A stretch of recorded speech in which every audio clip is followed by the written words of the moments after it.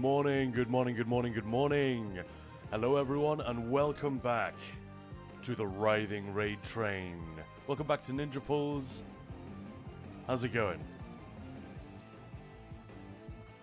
Maya, you there? Sorry, you said don't talk. What a great start. Morning, morning. And hey, Lily Dryad. Hey, how was the rest of the stream yesterday? Oh my god, Paul is just such a legend. It was so much fun. I don't even know how 3 hours went so fast. Yeah, thank you so much. Thank you to Paul Guyette. Legendary voice. Like, oh, yeah. What great company as well. I haven't, Yep. I mean, you've hung out with him a bit, Maya, but I hadn't ever hung out with him in voice before. Yep. And yeah, it was unbelievable. We're a real kindred spirit. Not just an incredibly talented, like scarily talented Wes Johnson level voice actor, but yeah, a real nerd in all the best possible ways. So yeah, absolutely loved it, and thank you everyone for being there throughout the day yesterday and during that that particular segment of the stream. That was amazing. We got a bunch of raids. Zynode, I think Kamul raided us at one point. Rather Dashing. Rather Dashing was there. Yeah, Red Mercy was there. that's It it. was insane. It was so cool. Tammy earlier that day as well. But yeah, I missed the Paul part. Been listening to it today. What do you think, Moose? Rather Dashing. Oh my god, so tired.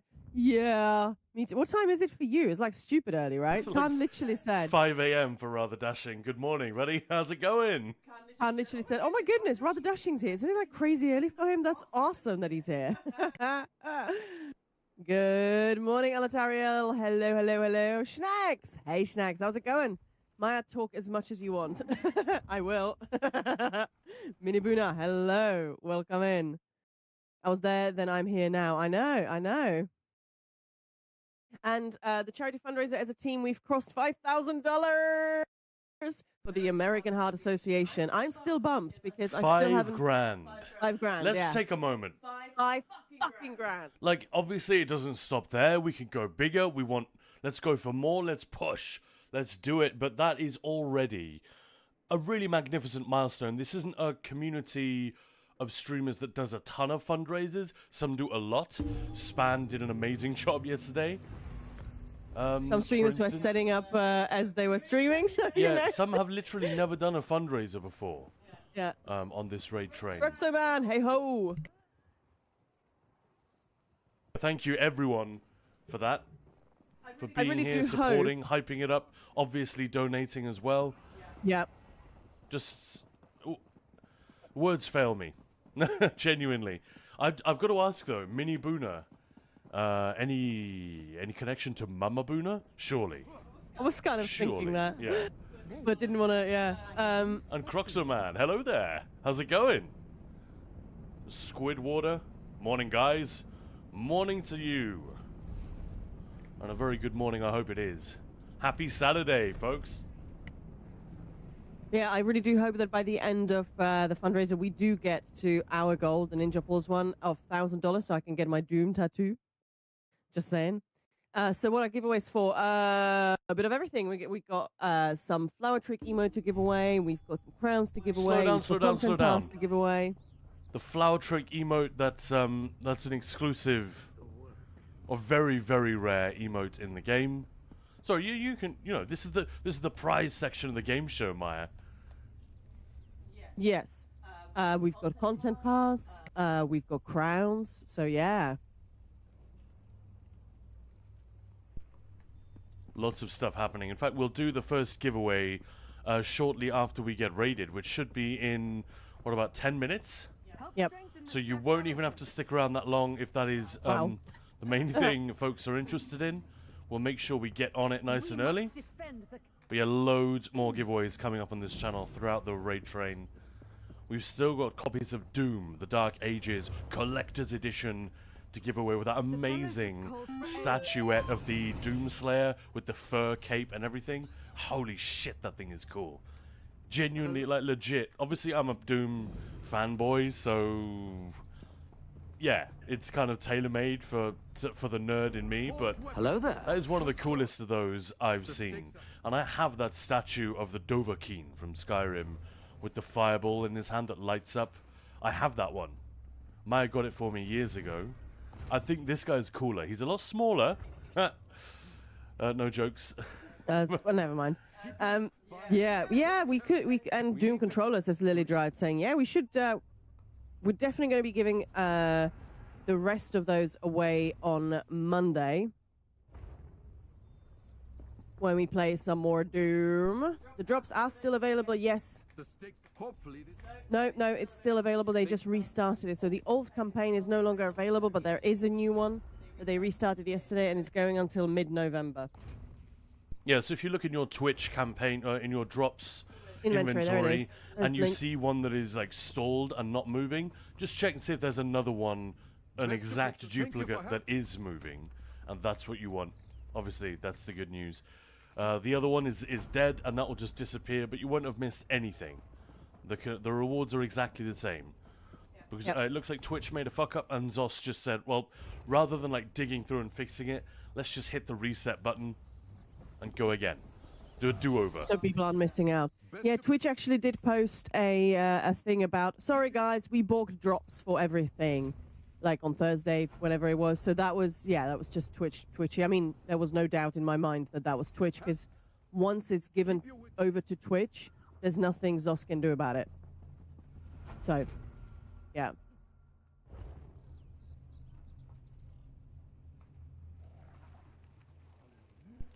Croxaman, yeah, you don't have to type in anything.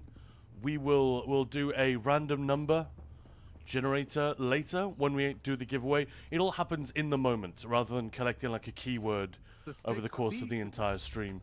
We'll do it in the moment. We'll pick a random number, well, an RNG. We'll pick a random number, and then you guys are just going to guess what it is. And the first person to guess it correctly, that's how we do almost all of our giveaways on Twitch.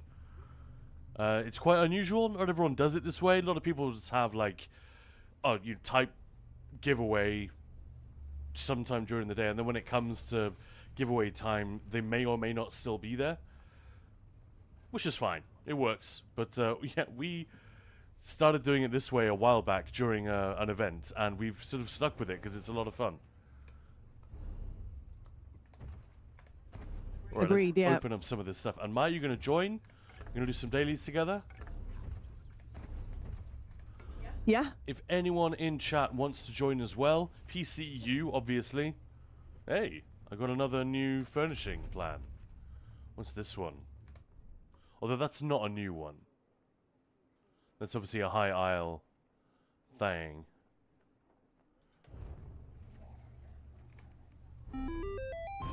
Why does my Arcanist have no personality? Come on, dude. Was it Scholar, isn't it? The book scribbler. I was just going to be mean and be like, does he reflect the player? Yeah. Quite probably, yeah. Is that why the Deadlands Firewalker is my favorite personality? Because it reflects the player? Just like, don't even. Not today, buddy. I'm not in the mood. 33.5%. Wow. It's like magic. But it has been up for... 6 days. This is day 6, yeah. Wow, that's a long time. Well, it's not actually day 6 yet, is it? It'll be 3 p.m. It'll be day 6. That'll be like the end of day 5.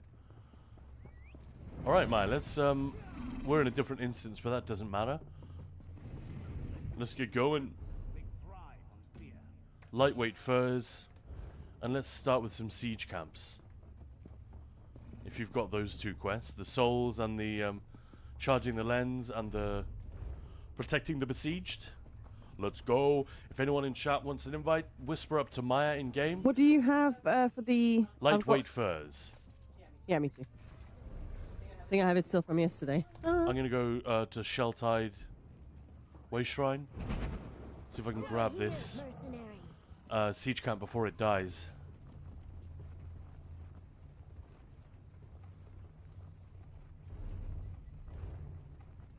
Come on. Big K, hey, thank you so much for the follow. Psycho King. It'd be nice if you just got a crate if you already have a Twitch drop. Morning, Fenrir Blackwolf. How's it going? It looks like you missed it, Maya. I got one.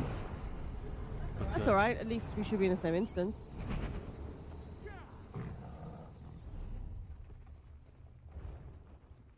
We can grab another. They're so freaking fast. I really, really hope they do find a way to have those Snowboard Raven encounters Morning. scale. I know that's probably much trickier than it sounds, but imagine how cool that would be, especially going forward. If it's an event-specific thing, but then it also becomes a, a thing that remains permanently. And then it won't be just a ridiculous ask for players to solo this thing. I'd say right now they're probably easier to solo than a Harrow Storm. Just slower. And Harrow Storms have been very easy to solo for quite a long time. I'm not trying to make... Obviously don't feel bad if you've tried soloing one and you died to it. It's still very easy to die to these things. Especially if the setup that you come with isn't particularly built for solo. Hey, head east. That one seems to be open. Come in, Elizabeth. I'm coming, Elizabeth. But yeah, thank you so much for the follow, Big Kai, Psycho King. Really, really appreciate it. How's it going? How's everyone Saturday? Who's tired? Oh, perfection knows how to compliment a man or a woman. Which one of us are you talking to? Oh shit, I was gonna read it. I'm assuming that's you. Because you've got that lovely honey voice. Have you ever worked for a radio station? You have the voice for it. Yeah, I have the face for it as well. No, thank you very much. I don't feel particularly like that today. Normally, I enjoy messing around with my voice, and I know what it is and isn't good at. But Maya, you have a lovely voice to listen to as well. Much brighter than mine. Again, I'm not sure I feel like that today. Yeah. After hanging out with Paul Guyette yesterday. I know, exactly. If you go back and listen to the VOD that we had at the end of our stream yesterday, the last 3 hours, we had the voice actor who plays the Ascendant Lord in this game. He's also Urgot in League of Legends, Bertram in Red Dead Redemption 2, and Zorin, the boss from Lucent Citadel. Why am I seeing ads for poise pads? What the hell are poise pads? At work, gonna leave soon. Oh, nice. Rather dashing, very tired. Did you get any sleep? Or have you not even done it yet? Oh, both. Appreciate that. Thank you. Let's ult this bitch. I felt very lucky yesterday hanging out with yeah, it was awesome. But two man, chaps with such lovely voices. Did it make me feel like it'd be like going to the beach and then Ryan Gosling shows up. Or something, Regardless of how you felt about your beach bod before. It's a real kick in the pants. But no, jokes aside. What a delight he was. Yep. And like I said, I haven't hung out with him on voice before. I did say he's a funny dude. Yeah, I very slept, funny. but just waiting for the coffee to kick in, yeah. Nice. Whatever. How you doing, Dashing? Oh, by the way, guys, if you I didn't do a shouty yet. I'm yeah, being let's stupid. get that done. We're all waking up a little bit here. All right. Rather Dashing is also an excellent ESO streamer. He streams other stuff as well. Quite a few retro games recently. I was hanging out with Rather Dashing during his Castlevania Mania the other day. I loved it. He is a really interesting guy to chat to on Twitch.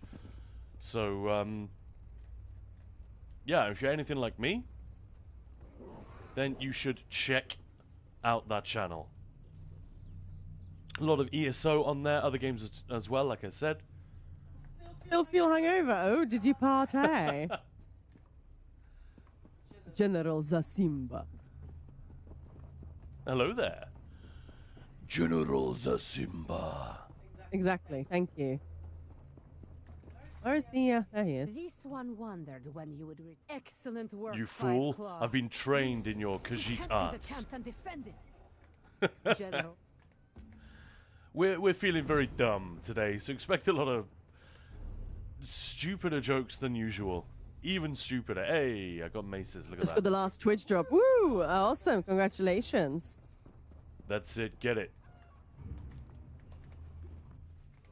Get it. Get it.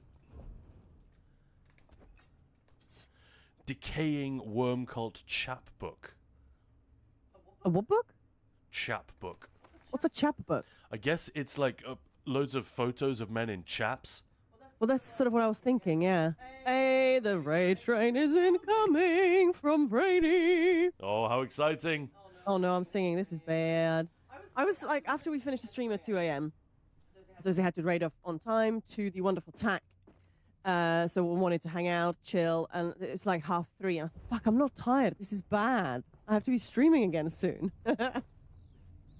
So yeah, as 10 Khan minutes. said, 10 minutes of conversation with me later. She was ready to sleep. he's not wrong. Kidding. No. Hey. Yeah, I was really jealous. Normally it's the other way around. Like, I'm just, fall asleep, no problem. Khan's like, oh, I'm not tired yet. But he was there like, happily yawning and snoozing. Hey, it's Rainy! And Rainy's greeting, moin moin, guten Morgen.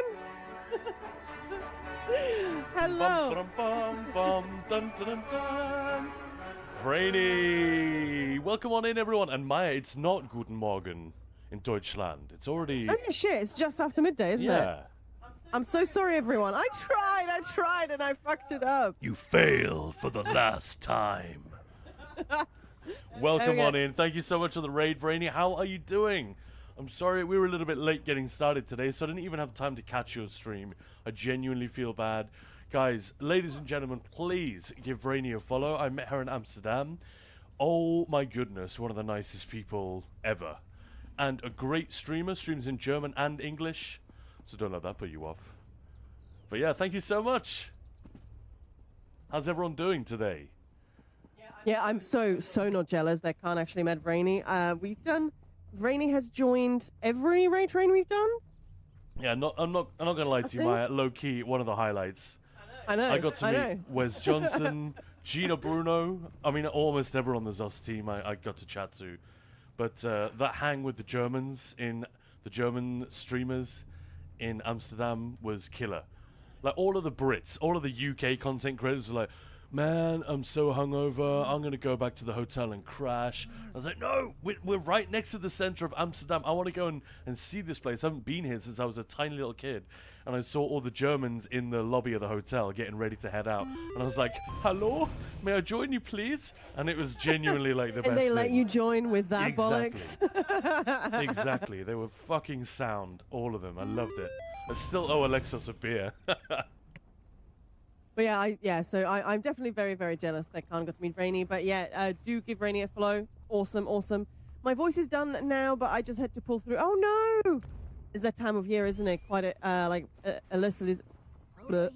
alas, Elizabeth nearly didn't make her slot at all because she was feeling really sick. I know Trash Ash had to raid off a little bit earlier to us. I mean, it was like 10 minutes. But Yeah, still. Raid, It's like, Red my Mercy. voice is broken. Red Mercy as well bless was her. croaking a little bit. Husky and sexy, but not nice for the person that's not whose nice, throat yeah. it is, yeah. That's true. Yeah, so thank you so much for powering through, and I'm so glad you could make this one. Yes, it was so nice to hang out with Khan. Yeah, he's quite nice, isn't he? But yeah, welcome in, guys.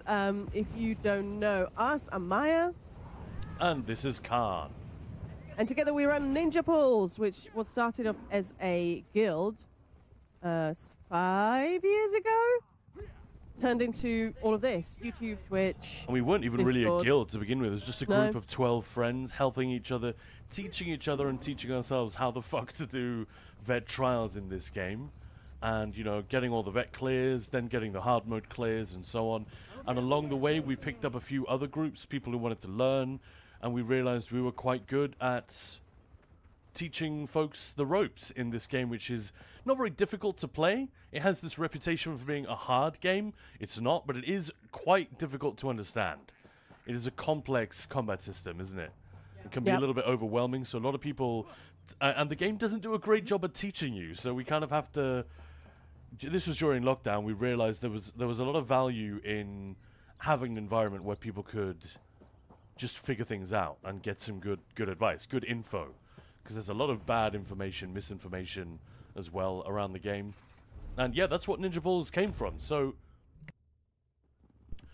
new players or players who are interested in trying, I don't know, DPS, PvP, tanking, healing, something for the first time, or just interested in demystifying the combat system a little bit and saying, alright, how do those sweat lords in the end game, how is it they do what they do? There's probably a couple of things that you can tweak in your setup that'll get you there.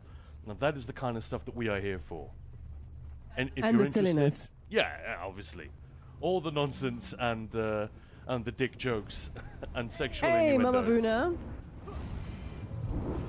Mama Do you know Boona. someone called Mini Boona? By the way, we've been talking about you like every time we talk about the writhing wall. I talk about what you said about the rest of the Tamriel.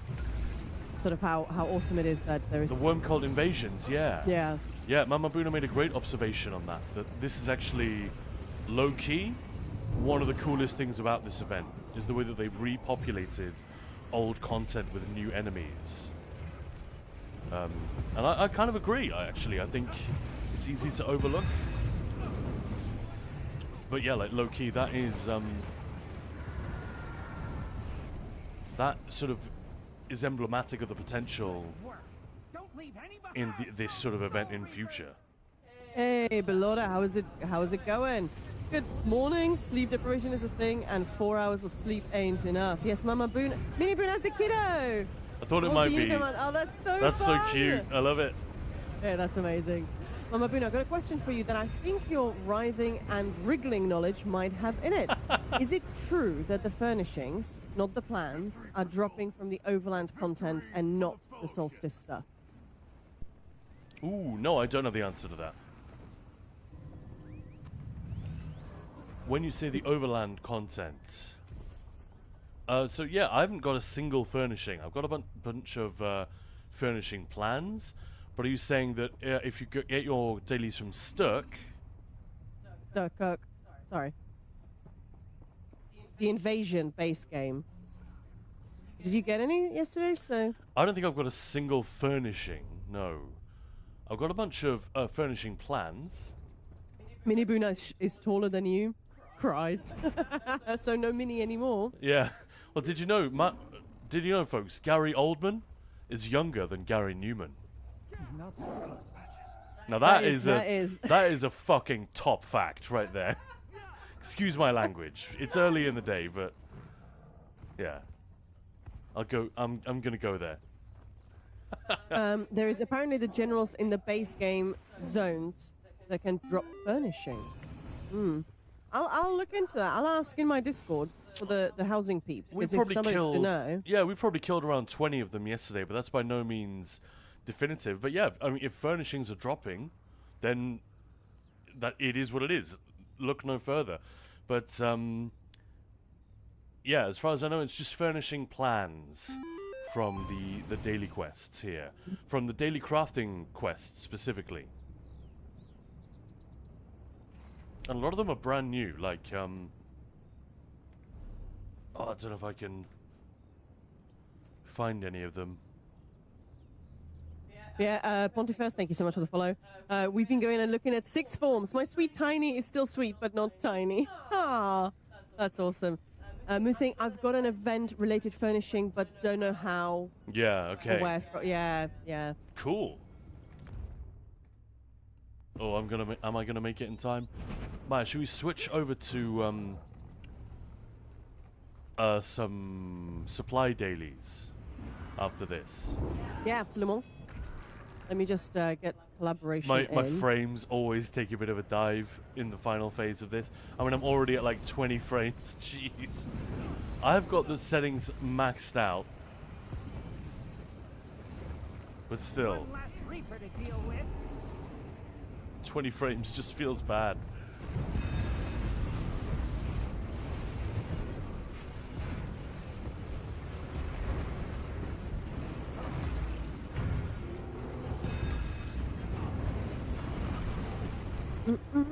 Breathe on me.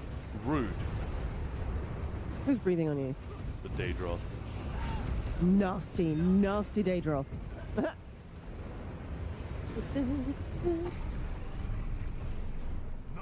Well, I think I did it correctly now. Nice. I was just setting up because we're going to be joined by Arcana later, the fantastic Polish streamer and cosplayer for the last stretch of our bit today. So we're going to co-stream, and if I'm not mistaken, she will be in Athelia's cosplay. How cool is that? We're going to have Athelia joining us. Yeah, here she is. This is her Instagram. Arcana's going to be with us later. As you can see, she's really fucking good. Like, look at that Serana cosplay there.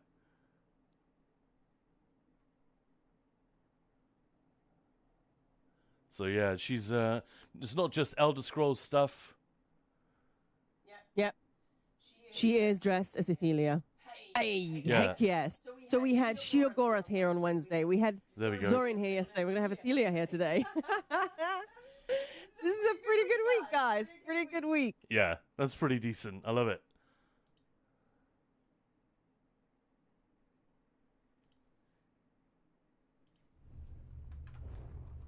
Alright, Maya, let's get those supply quests nailed. They're the most irritating ones, aren't they? So lightweight furs we had, didn't we? What GPU do you have? There's a question I've for got you. a 3080 Ti. It's not that though. It's just the fact that there are so many freaking players. Yep. If anything, it's probably a CPU thing.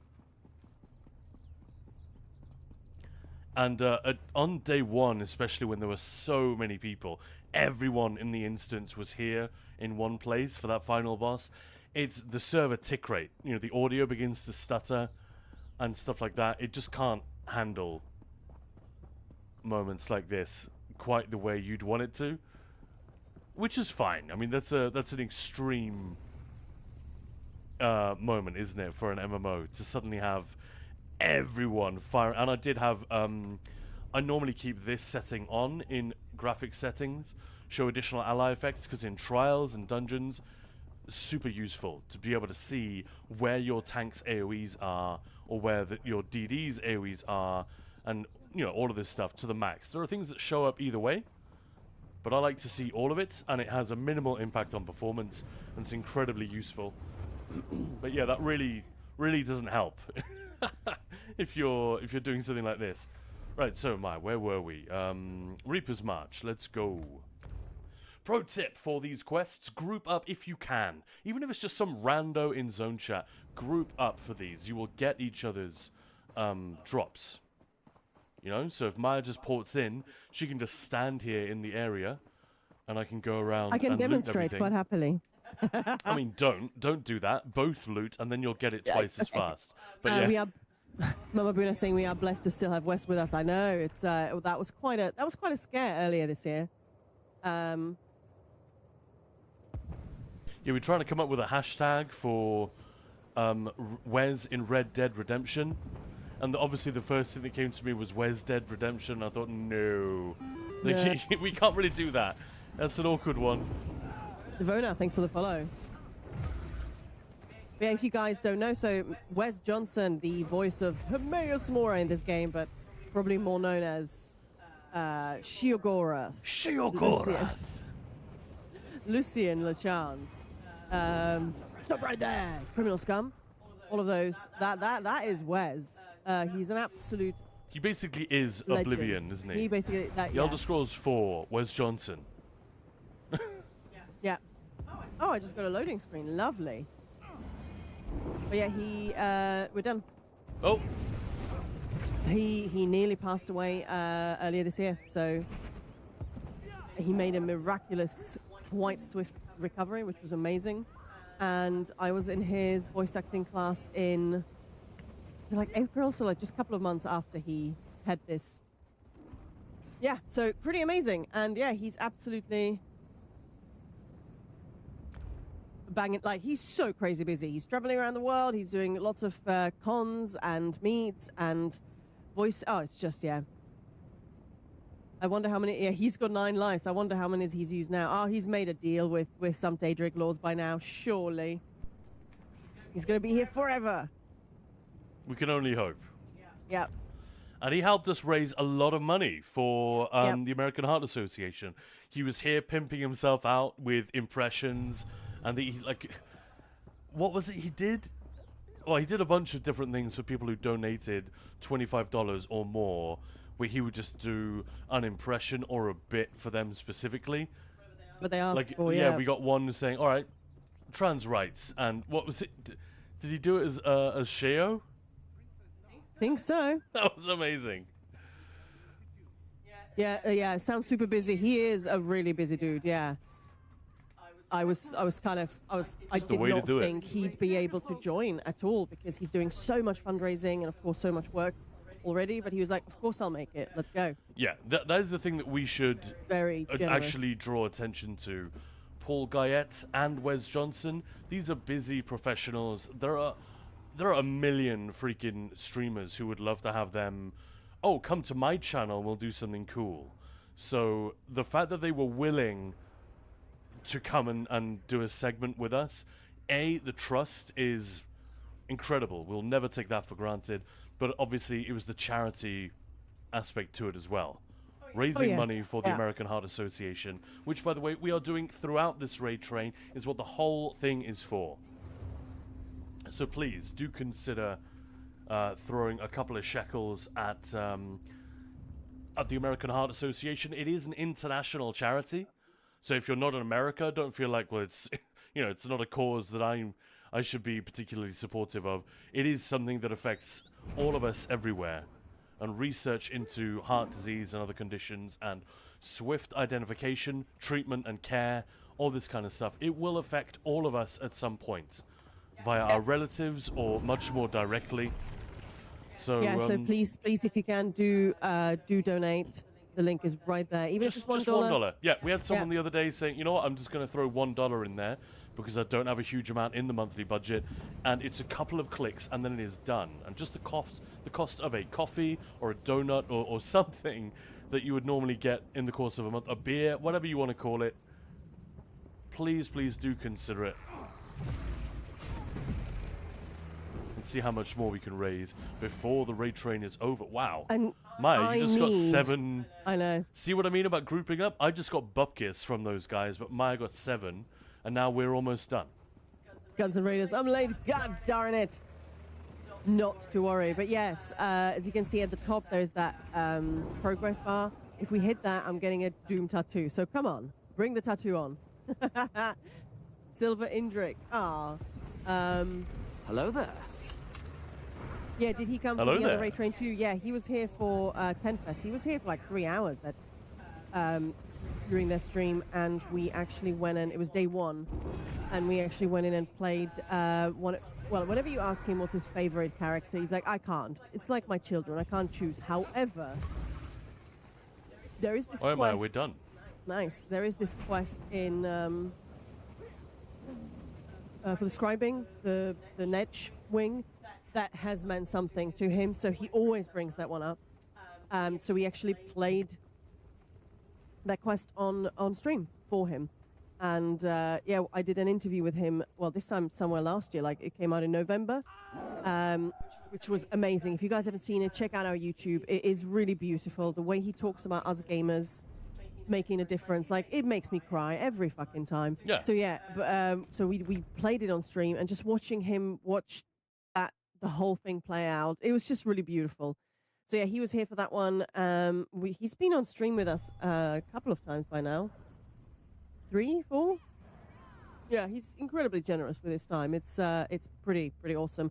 And heads up, guys, you can expect some pretty fucking awesome stuff next year for Voiceapalooza with Wes, and hopefully some other voice actors. Oh, yeah. I'm gonna try. I'm not gonna promise anything, but I'm gonna try. Tim Russ. Oh, well, I mean, yes, but you know who else I have my sights on. Yeah. We'll see. Which is very unlikely to happen, but you know what? I'm just gonna hope. We should see if Benjamin Diskin is up for hanging out on Twitch. That's the voice of Zaji. Yeah. And so many characters in this game. He's a real chameleon and just a genius imitator. Yeah. Oh, Guns and Raiders. I don't want to close my eyes. I don't want to fall asleep because I miss your streams and I don't want to miss a thing. I saw that. Oh. Yeah, I'm sorry, I'm too shy to actually sing it, but that's awesome. Thank you. Ah, thank you. Well, this one will is trying to wake up. This one hasn't had coffee. Meow. But bright moons. I really appreciate the redeem and the trust in Maya to do a Khajiit voice. Can you say, OMG, this one loves Tim Russ? OMG, this one loves Tim Russ. Yes. Yes. Can you say censors in a Khajiit voice? It's not appearing on censors. Alright, I'll stop now. Oh, man. this one is not appearing on sensors. It's all those words with a prominent R, just fun. With a Prominent Khajiit Rs, voice, yeah. right? Prominent Us, yeah, I like those too. Speaking of stuff you can do in the ESO character creator, Mama Buna, I'm sure you're aware of this, but have you by any chance got any Redguard or Argonian male characters in ESO? Because if you do, you can have Tim Russ as the voice of your actual character. I think Argonian male 3 and Redguard male 4 or something like that is actually Tim Russ. Yeah. You'd never spot it unless you knew. Did Purple Beam hit the store yet? There, Purple Beam? My puppy is now looking for the kitty. Is the Ow Meowie kitty? Is this the Tales of Tribute stream? Person of Secrets. No, no. I do owe you guys a Tales of Tribute game, don't I? Yep. Meow. Hey, Guns and Raiders. Does it absolutely have to be me who does it? Yeah. I say we just stream in the middle of the night, and I'll just do it when no one's watching. Done. Guys, you missed it. I'm sorry. Tough nuggies. Oh, you just need to play it for 2 minutes. To be fair, there are 2 different cat races in Trek. Moose, how do Twitch watch streaks work? Today's the first time has ever popped up for me saying I'm on a watch streak, but I've watched many, many Ninja Ball streams without missing one. Do you have to be here from the very start? I usually am, though. I don't actually understand no it. idea. Like, Belorda shared that they were on a 3-stream streak, and it's like, they're here a lot. So, I think it's a new feature. No. I think that's always been there, but they're testing that it pops up or something. I don't really know. But if anybody knows, please do help me out, because I don't know. I've been seeing it a lot more in there's the a last donation. week. Hey, there we go. Thank you so much. Anything we can do to make those donations come in thicker and fast. You can make us do stupid stuff. I will gladly debase myself right here on stream for donations for the American Heart Association. Maya can come up with silly impressions for me to do. They don't have to be good, but I'll fully like dive into them. Oh, that's really amazing. The message is, you're doing a fantastic job, guys, from a long-time lurker. Appreciate you. Thank you. Well, I appreciate you. Like, seriously. That's what this is about. It's about a hang where everyone gets something out of it. I get a lot out of hanging out with you guys and do my best to stay real on the internet. Sub Secrets, thank you so much for the sub. Thank you, thank you. Oh, I'm going to say, wait, what? No, I don't generally play male tunes. Right, Argonian male and Redguard male. Which numbers? I don't know. You can check it out though. There is a list that Becky Ignowski posted years ago. Sort of a definitive list. That's Well, cool. sadly, it isn't even a definitive list. It's the most definitive we can get. Yeah. Why did I just alt? God Yeah, damn the it. the channel only got it enabled this week. Yeah, Belorda's saying. There we go. Belorda's got the answer to everything. Thank you. Guns and Raiders, question. How did you first know you could do decent Khajiit accents and voices? I mean, you Maya just lives try. with me. I'm always singing or doing some nonsense, impression. I just make a lot of noise. I'm a very irritating man. And Yeah, yeah. I guess that either drives you crazy or you sort of learn to lean into it a little bit. Like we Yeah. do a lot of, we'll sometimes do karaoke together.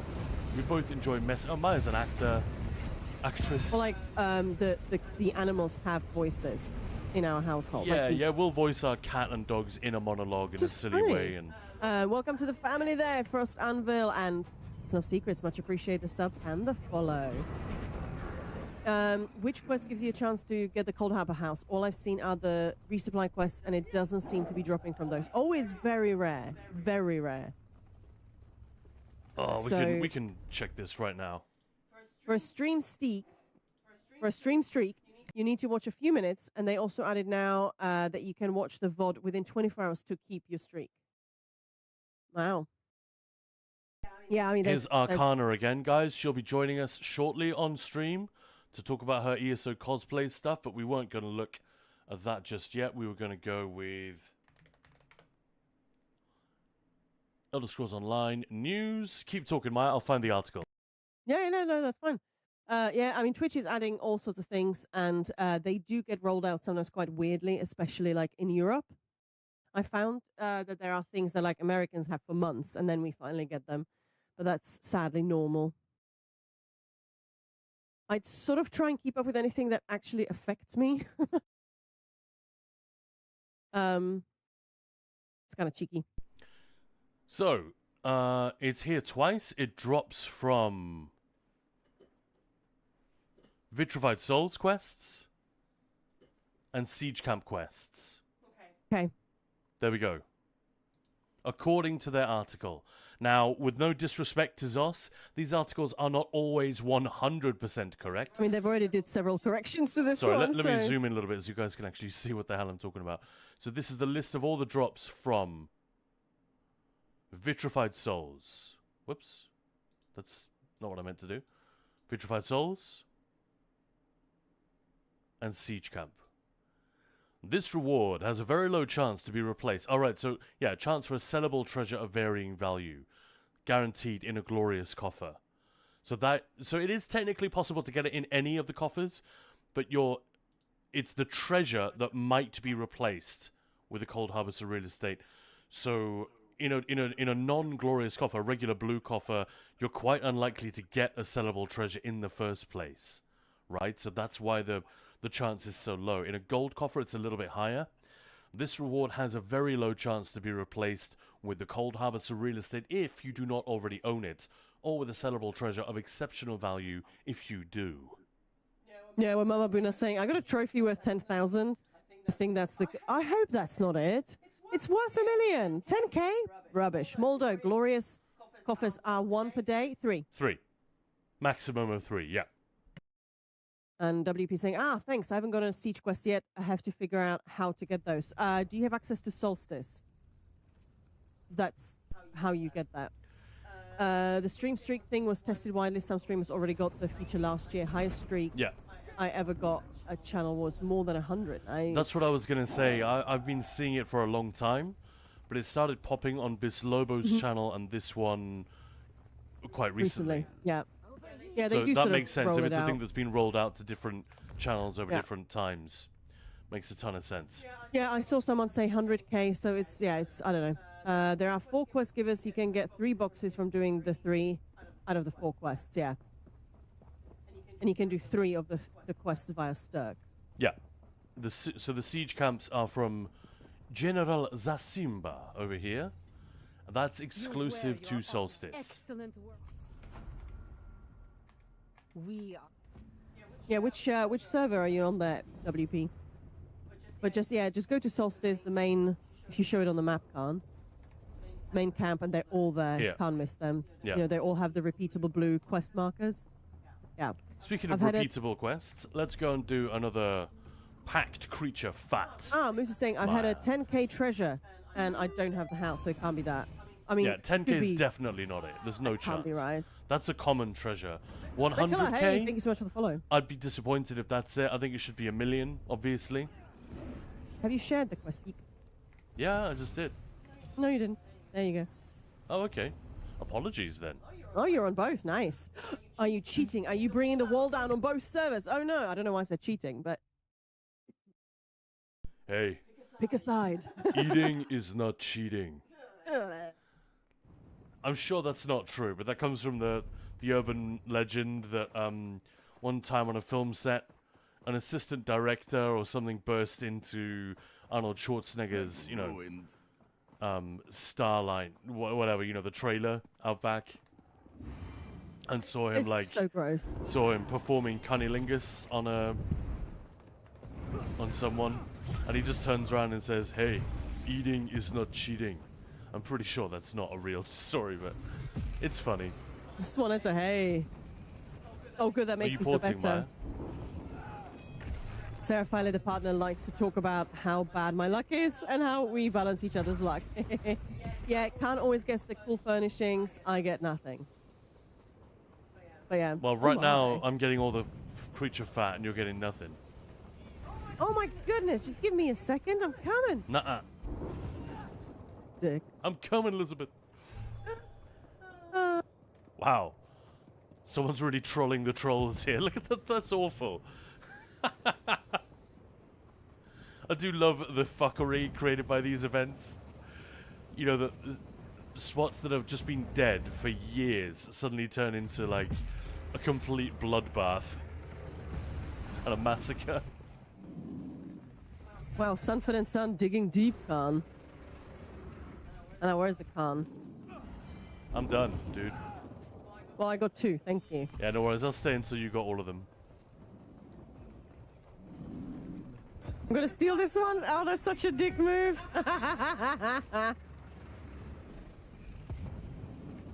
There's loads. Come on, come here. Were you laughing at?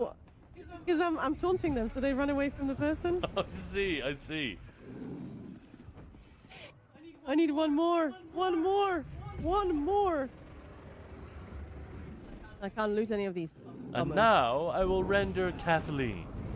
One more time. Time. Oh, flicking. Oh, I'm killing a load of stuff over here. You can come over and loot these, man.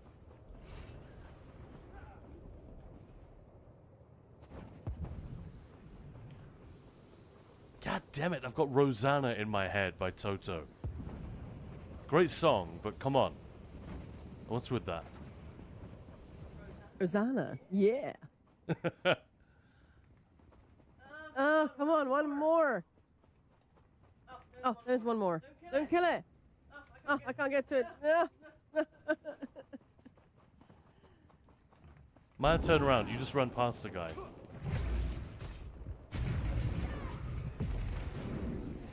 Yeah? Can't loot him. No, can't loot him.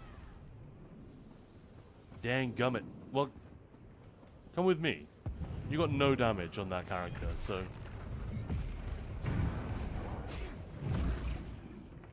Oh.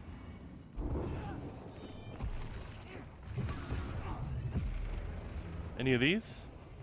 Nope. Yes. No. I could loot them, but I didn't get the drop. Right. So the moral of the story is port to me sooner.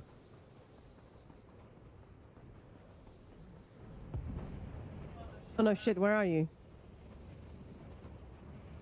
Oh, there. I just ran past the Spriggan, so I was like, let's go. Kick it in the snout. There is a troll in the dungeon. Spriggan kicker. There we go. Done. Thank you. Sweet. But yeah, grouping up does definitely help, guys. And the fact that Just you... make sure to actually port to your group member. Yeah, exactly. That definitely helps. Otherwise, they'll get it without you, and it's a pain in the butt. Also, don't necessarily obey the creature type that the quest is telling you to get. Come in, Elizabeth. Yeah. I just want to catch up quickly. I found that you just have to be in the zone, not where the quest tells you. Sorry if you're already told. Oh yeah. Yeah, as long as you're Yeah, killing that works too. Yeah. what you're supposed to kill. Yeah, you're good, Devona. But yeah, thank you for saying that. I love our chat. I love how helpful everyone is. Yeah, man. Dang it. And now it's in mine. And mine. Brilliant. Hello Brilliant. How about Golden from Cape of Demon Hunters that gets stuck in mine all the time? Oh, yeah, I know what you mean. That's got a pretty fierce hook. But it's no Rosanna by Toto, though. Yeah. Like, that thing will be gone. This time next year, none of us will remember it. That Cosmic Guy. So I'm getting back into this game. Should I get the content pass or just go for ESO Plus? What will be more worth it? Well, the content pass, it really depends. So ESO Plus, because I play super regularly, so like the bigger bag, bigger houses, bigger inventory. All of those things are really valuable to me, so I love it. I love my ESO Plus. The content pass, I like to have access to everything as soon as it comes out. I don't want to wait. Well, I mean, teaching guild, right? So as soon as trial goes live, we're there. All of that kind of stuff. Do you want to that is hand in very that important. quest and I'll share the new one? So yeah, so that is very important to me. And of course, this year, ZeniMax is doing for the first time ever a event that will never ever happen again. And you can do loads of it without the content pass, without having access to, yes, share now. And I got the mount. Without it, but sort of the finale will only be available to people with the content pass. I would not want to miss it because I love this game and I think it's really, really fun. Have you shared it yet? No. I was waiting for you to say. But speaking of which, we should do a giveaway. So yeah, Let's do it. For me, I feel like yes, if you can get both, get both. If not, it just really depends what matters to you more, if that makes sense. What else do we miss? Okay, let's do a giveaway. Angemeg, hey, good morning. I am ready. Let's do a giveaway for the content pass, any platform. So definitely take part in that. If you are not sure, well, maybe you'll win and you can have it. So we do a random number giveaway. What that means is I'll pick a random range, and you guys just need to guess as many times, just post as many times in the channel, and whoever guesses first wins. It's that simple. My favorite thing to do is dungeons. Well, with Content Pass, you get access to all of them. Yeah, you get 4 Straight away. dungeons with that, and it is only a one-off, but they're very different things. So that's a really tough question to answer. Should I get this or that? It is, yeah. It's like, yeah. shall I? Yeah, they're very, very different things. One is a subscription that will make your week-to-week experience in ESO much broader, cooler, easier. One is a big content drop, which will be coming to ESO Plus in less than a year, in about 8 months, I would guess. We haven't been told exactly, but probably around May, June. Solstice, both halves, East and West, which you're seeing here, will be added to the Content Pass. To ESO Plus, middle of next year. The Writhing Wall event will obviously not be part of that. The siege camps will be there. The Writhing Fortress, which is coming in a few weeks, that is not going to be there.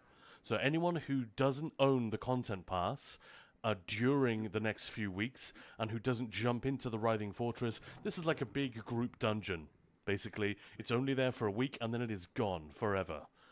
So for most people, I think they're going to say, oh, I'm not going to spend $20, $30 or whatever it is, even at the reduced price. That's probably not worth it just for that one thing. And the title that comes with it, that is the only thing that is exclusive.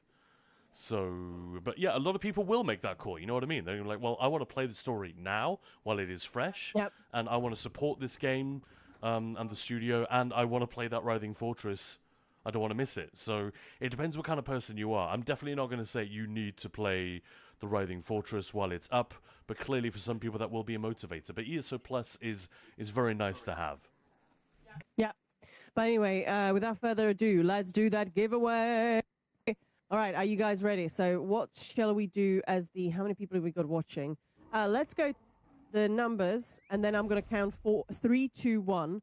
That's when it's going to go live. So please don't start guessing beforehand, because then you might miss it and you could have won. So the random numbers range is 1 and 400. And it's now live in 3, 2, 1. And just guess, hey Greker, guess as many times as you want, guys. Go, go, go, And go, go, that go, chat, go! Win yourself the Deluxe Content Pass 2025. Yeah, any platform, any platform. Any Bring number it. between 1 and 400. Let's go. Guess as many times as you like. Spam that chat, people. Got some very fine guesses coming in. My goodness me, I've never seen such a tight race before in my life. Beautiful, beautiful guesses from Slickhander, Lily Dryad, Angler von Tamria, Lily Dryad again. Oh! Oh, that's annoying. Why are fucking ads on? I just paused them. I mean, Devona! Wow, look at that. Congratulations.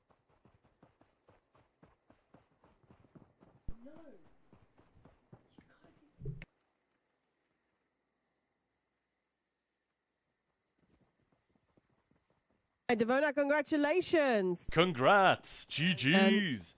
Sorry, ads were on. I paused them, but I guess. Yeah. But hey, we will be doing more. So, Devona, I'm going to send you a quick whisper now. Please respond with your platform. I was going to say your platform of choice. Well, the platform you play on. I'm guessing the number was 231. It may have been an earlier guess by Devona, but that was Devona's It's last guess. probably a much earlier guess because it takes like It a takes couple a of few seconds for it to moments, catch yeah. up. Then it could have been 359. I'm just going back through.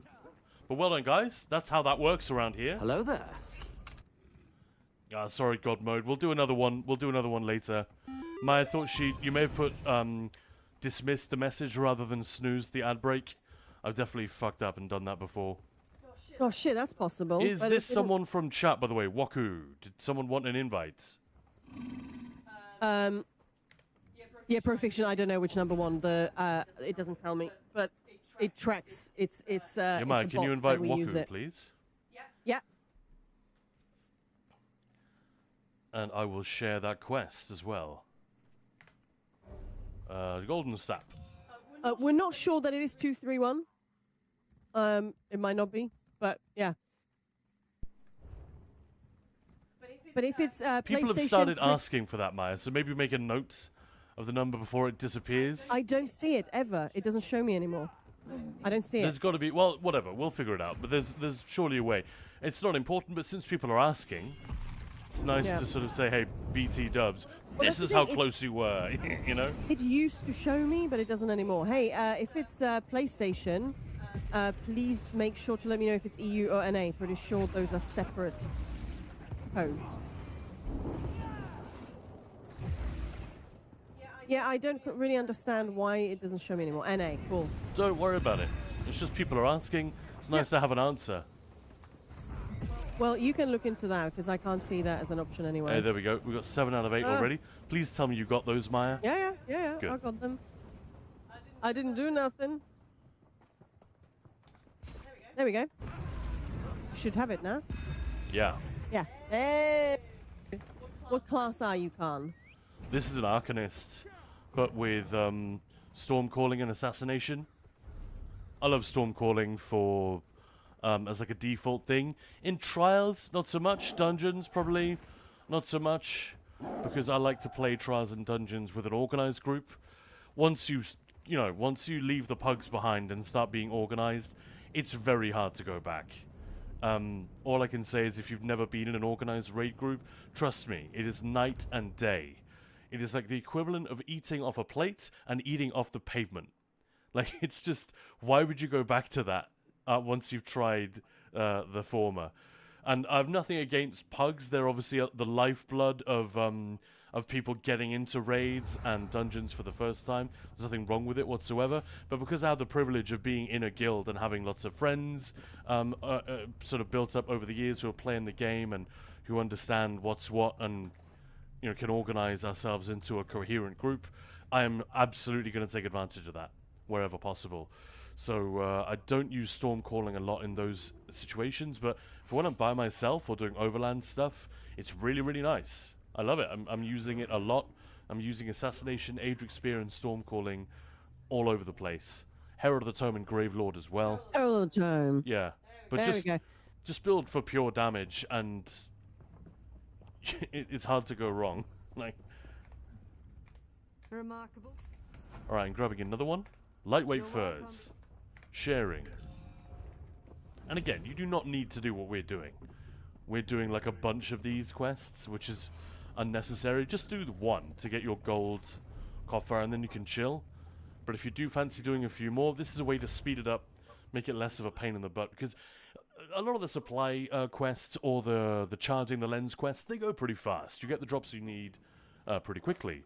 But I've been on one or two that just took forever, and it was dismal, running around killing 30 mobs, nothing. 30 more mobs, nothing. You could just get very, very unlucky.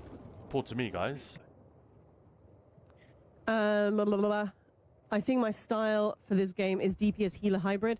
I'm assuming that's just sort of for solo play or something, because obviously for trials, dungeons, if that's what's needed, cool. Otherwise,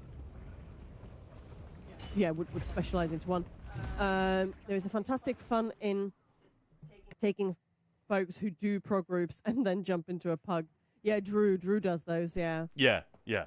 Don't get me wrong. There's chaotic fun to be had, absolutely. But it is hard to walk away from the organized thing. What did you get now? The next quest. Sorry. Quickly. Lightweight furs. I've already shared it.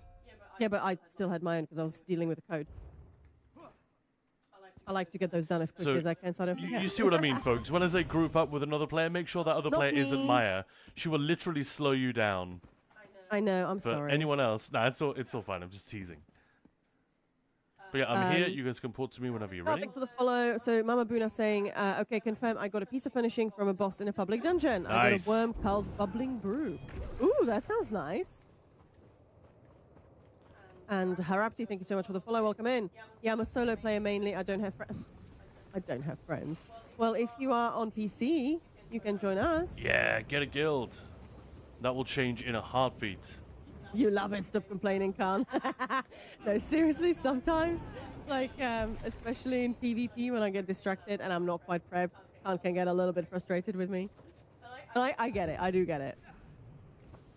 Like, how did you get lost? You were right next to me. I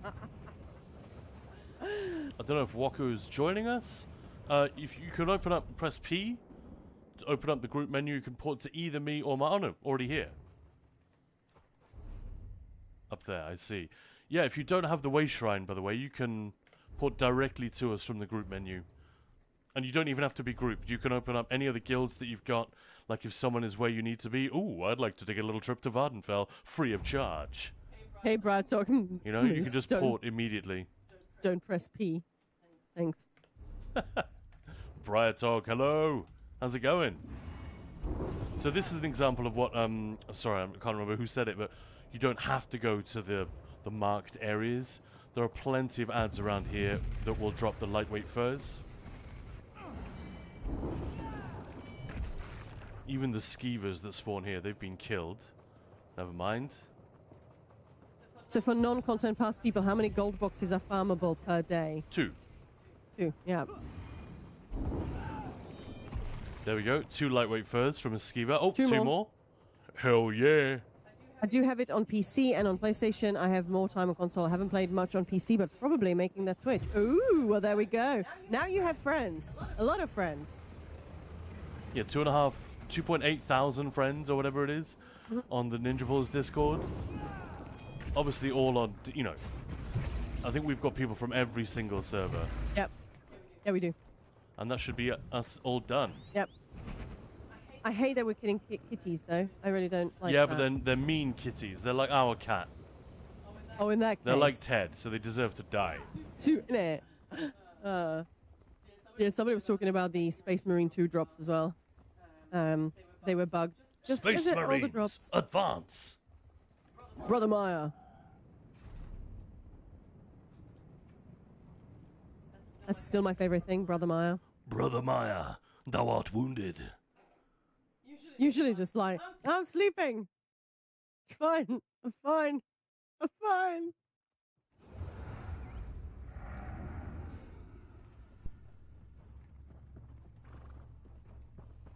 ESO GPS. That's funny. Well, it's, what's her face? Casca is sort of ESO GPS, right? In Shipwrights Regret. It's like, not this way. This way. Yeah, yeah. Love Not that way, Walker. This one will lead you to the correct. Yeah, Walker, whatever. don't be a dumbass. Yeah. Yeah, Casca was getting very frustrated with me. Like, where are you going? I got another creature fat one. I'm sharing that now. Lovely. Oh, I keep clicking on Arcana's stream instead of our stream, and I'm like, why are people talking to us in Polish? I don't understand. I mean, you probably do understand a lot of Polish if you just concentrate, Yeah, right? I can sort of pick up meaning if I listen. Creature fat. Where were we going for this one? Quick visit today. It's time to go back to the football cup and scream like a maniac. Nice. Enjoy that. Swedish men screaming. That's a mood, isn't it? tall blonde men screaming at the TV. I'm there. You can port to me, guys. How long are you on for today? Just until 2. So for another... Yeah, then we take a lunch couple of break, hours. but we may be back after lunch as well. Yeah, we maybe. After a short break. Depends if we fall asleep. It's a big day after all. Mods. There aren't mods, but there are add-ons, so you can track certain things. You can't like All right, change the Maya's maps and here. stuff. Guessing we can start killing if you're at the way shrine.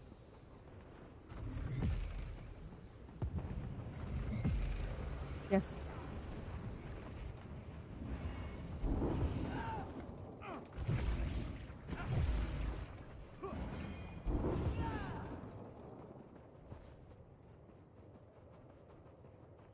For some They're all reason, dead. talking about bubbling brew, was it Mamabuna that got that drop? I've Yeah. now got the Rattling Bog song stuck in my head. Oh, a rattling bog, a bog down in the valley, yo. A rare bog, a rattling bog, a bog down in the valley, yo. You guys know that one? Likes to play catch. Hey, hey, how's it going? Hey, Angler von Tamriel, how are you doing? Angler was here, guessing in the giveaway. Oh, I wasn't really looking at But hello, yeah, I mean, it went by pretty fast. It's forgivable. But yeah, welcome on in. Happy freaking Saturday, everybody. Hope you're having an excellent weekend so far. We are here to make it a little bit more silly, a little bit more writhing. Hey, Greykerk. I'm here all the time. Awesome. I'll try and drop a screenshot in Discord. Thanks, Mama Buna. That'll be cool. So, yeah, we'll see if we meet again then.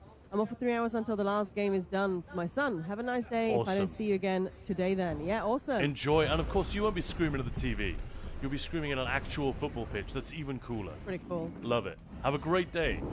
We're done.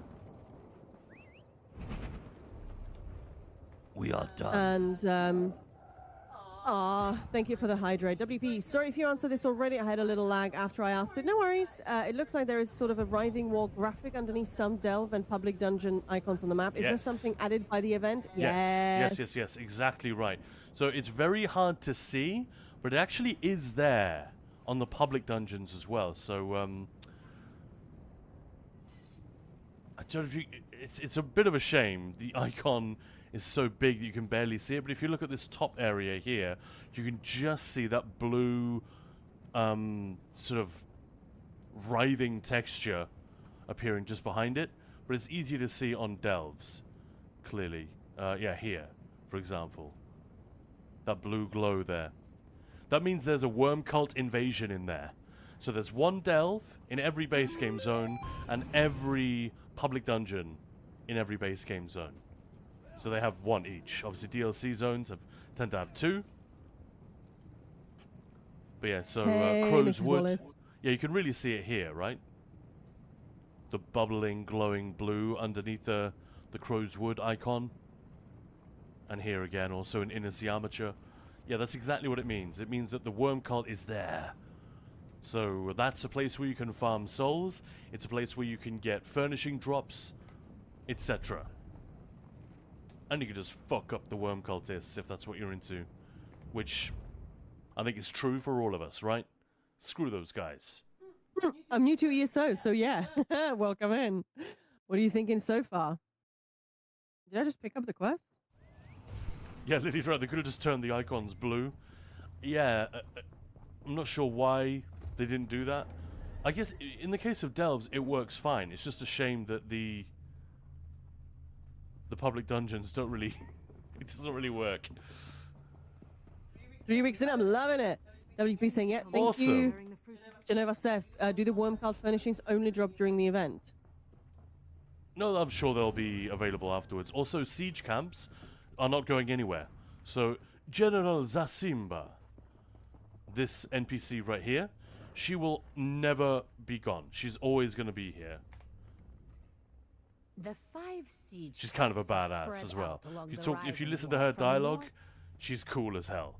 So she's not going anywhere after the event. All of these siege camps, 1, 2, 3, 4, 5, they will all remain. so that anyone who doesn't have the content pass and who waits for Solstice and all of the Worm Cult stuff to come to ESO Plus next year, these siege camps will still be there. They'll still be popping. And there will still be a quest where you set up you help get the lens set up, and you fire it and take down the wall. All of that stuff will be there. It's just the big surrounding build-up of gathering materials to charge the lens, fighting off the siege camps during the event, and going into the Writhing Fortress, which is Phase 3. That stuff is going to be exclusive to the Content Pass and now. Thank you, Grey Kirk. I'm going to give Floofs the treats. So the vast majority is there for everyone. There's actually very little that is sort of paywalled or temporary. And Gimmick is saying, how? I am in North America. How what?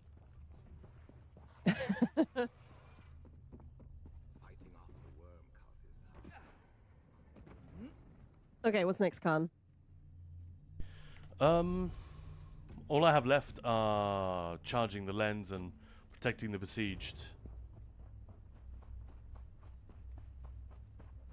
And with 3 of us, we could go and get siege camps and hopefully get some souls.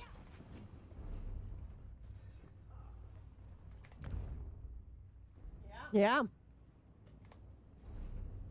Let's see which one opens. Yeah, you down? But you'll need to be quick, obviously, because you'll miss it. Otherwise, they tend to go down very, very quickly.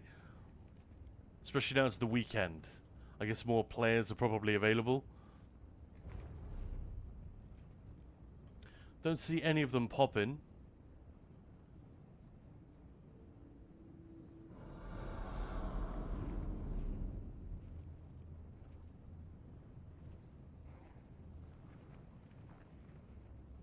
Belorda will do grocery shopping back in a bit. Happy grocerying.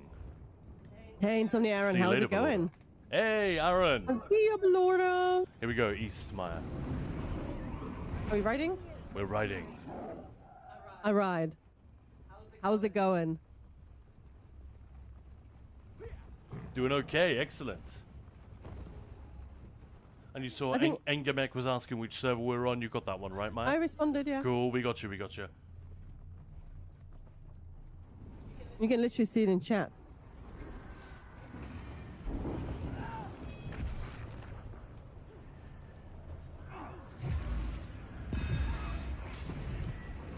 Mystical Goddess, hello. I'm just returning to the game since 2020. Leveling Arcanist, added animal companions because bear. What is the Nice. skill you're using that is circling you? Or do you have a build? Hurricane. That is my major resolve. That's the main reason I love using Storm Calling from the Sorcerer. It's Hurricane. We always want Major Resolve unless we're doing very easy content. Major Resolve is a huge armor buff. You don't really need this minor resolve. There are other sources of armor, obviously, such as heavy armor, gear in general, CPs. But generally, if you've just got Major Resolve plus whatever base stats you're getting from Dark the game, Patrol, thank you. Hello. that's generally enough for you not to get one-tapped by big hits, you know? But whenever you see people getting wrecked in here, like when people are dying to these bosses, these are not dangerous bosses particularly. So when you see people dying to these, I bet you it is always because they have not got Major Resolve. Haven't got that armor buff. Like mine just ran out, for example. So that's one of the reasons I love the Sorc skill line, Storm Calling. Every class has access to Major Resolve. Let's run through them very quickly. We used to quiz people on this as just for a bit of fun because it's so important to know. Just in case you're in a pug with a bad tank who's not bringing Major Resolve for the group. So here's the main one, Frost Cloak. You'll get, there's either Ice Fortress or Expansive Frost Cloak. Generally, the morph to use is Expansive Frost Cloak. Maya, you've got it right there. Can you fire it for us? This ability. That thing. And put these icy effects on my body. Looks cool. And now I have Major Resolve for 10 more seconds. So Maya needs to keep that up, and then everyone in the group has it. is the only way to give it to your entire group is with that ability. Warden, so that's how they get it. Necromancer gets it from Bone Armor in the Bone Tyrant skill line, which is not very good for DPS. Templar gets it from Rune Focus in the Restoring Light skill line, which is not very good for DPS. Nightblade gets it from the Shadow skill line. It's actually a passive, where is it? Shadow Barrier. And this one isn't terrible for DPS, especially if you're in PvP. This could be very useful, but I'm talking mainly PvE here. This is not a thing a DD would particularly want to run. So again, not great for damage. Sorcerers get it from Stormcalling. This is an awesome skill line for damage, especially if you're solo. It's got Crit Surge, it's got the Hurricane in there, it's got Overload, which you can slot actively or passively, and it's got excellent damage passives in there as well. So that's why I use Stormcalling. Dragon Knight gets it from not Earthen Heart, sorry, Draconic Power. Dragon Spiked Armor, sorry. Again, not great for DPS, not really. It's got a couple of things in there, like Inhale, Talons, but the passives are very tanky. It's not something you would typically want on a DPS. And finally, Arcanist gets Major Resolve from Soldier of Apocrypha, Fate Woven Armor. Generally Crux Weaver Armor, which can be very good for damage actually. Doesn't deal any damage, but it generates Crux when you take damage. So that is pretty good. But again, the passives, they're mostly defensive and sustain based. So sure, if you can use that stuff, if those are things that you need, but the way to achieve like slick and smooth success in ESO is to not build for what you don't need. You know, give yourself the minimum amount of survivability and sustain that you need to get through a fight, and then just go all in on damage, and you'll make the game 10 times easier for yourself. It's funny, isn't it? Because it's counterintuitive. You think by building more defensively you'd make the game easier. That's usually not the case. The boss will last so much longer. It'll do more elaborate attacks against you. You'll make your sustain situation harder. Yeah, generally build for pure damage, and that's one of the reasons the Arcanist is so crazy.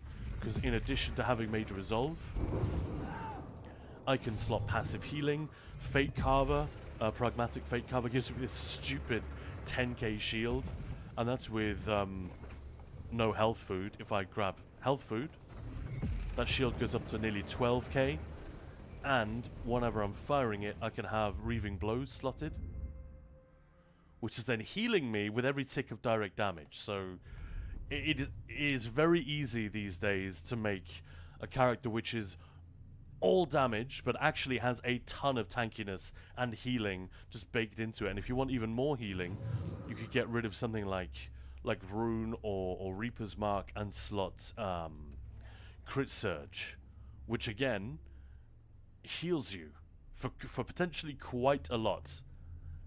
And it does have a 1 second cooldown. Reaving Blows has no cooldown. This can heal me multiple times a second. In fact, let's look at the last fight. Healing done. Healing received.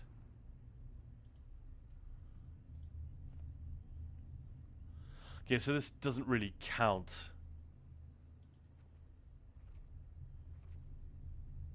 Yeah, it's not a great example because I didn't take any damage.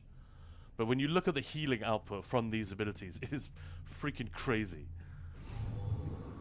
And yeah, frankly, it's a problem that they need to address with subclassing. They need to make some of these skill lines not quite so unbelievably attractive, and other skill lines such as the Sorcerer skill line Dark Magic. It's got Crystal Fragments in it, one of my favorite abilities.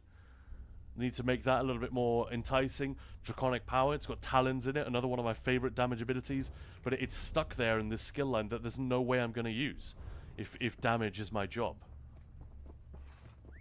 So yeah, that was a bit of a random tangent, but there we go. That is why I'm running what I'm running. It's not min-maxing. I don't do min-maxing in Overland really, but I try to think, you know, what's gonna make my life a little bit easier, a little bit more fun.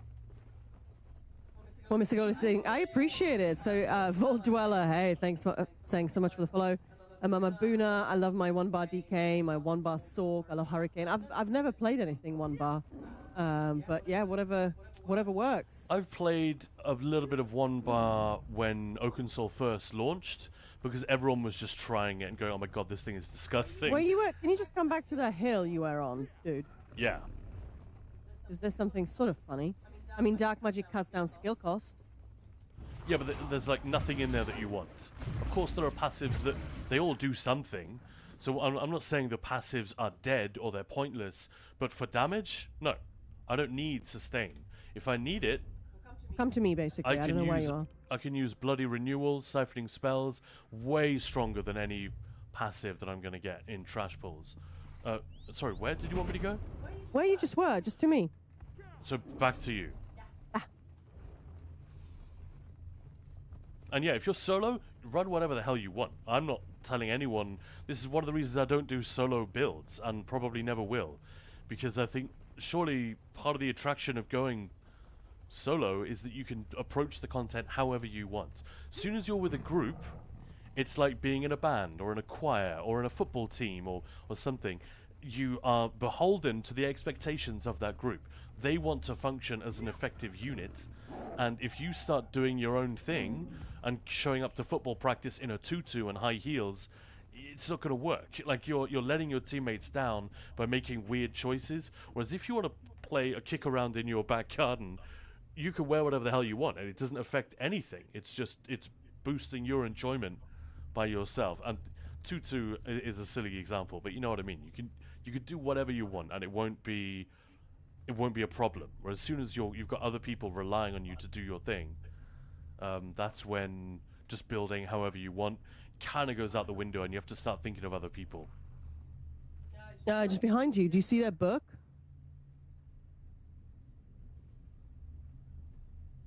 A book hanging in the air? No, I didn't see Yeah. it. What? That's probably from me. Probably me doing this.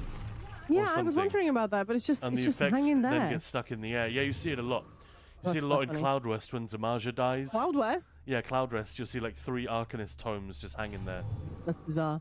But yeah, Mama Buna saying, as a Gen X lady, my hands appreciate the 1 bar. If I run my 2 bar too much, I'm in sweaty content, like when we got Dawnbringer, it hurts a lot. That's great that it works for you. I know a lot of people who have like either an injury or a disability, and a 1 bar, especially heavy attacks, does not work. Yeah. It Because, actually makes it worse. yeah. But yeah, I mean, Also, whatever works for you, obviously. if you ever do want to try 2 bar again, I'll tell you the biggest and worst, the best kept secret. It's a real shame that more people don't know about this and don't try it.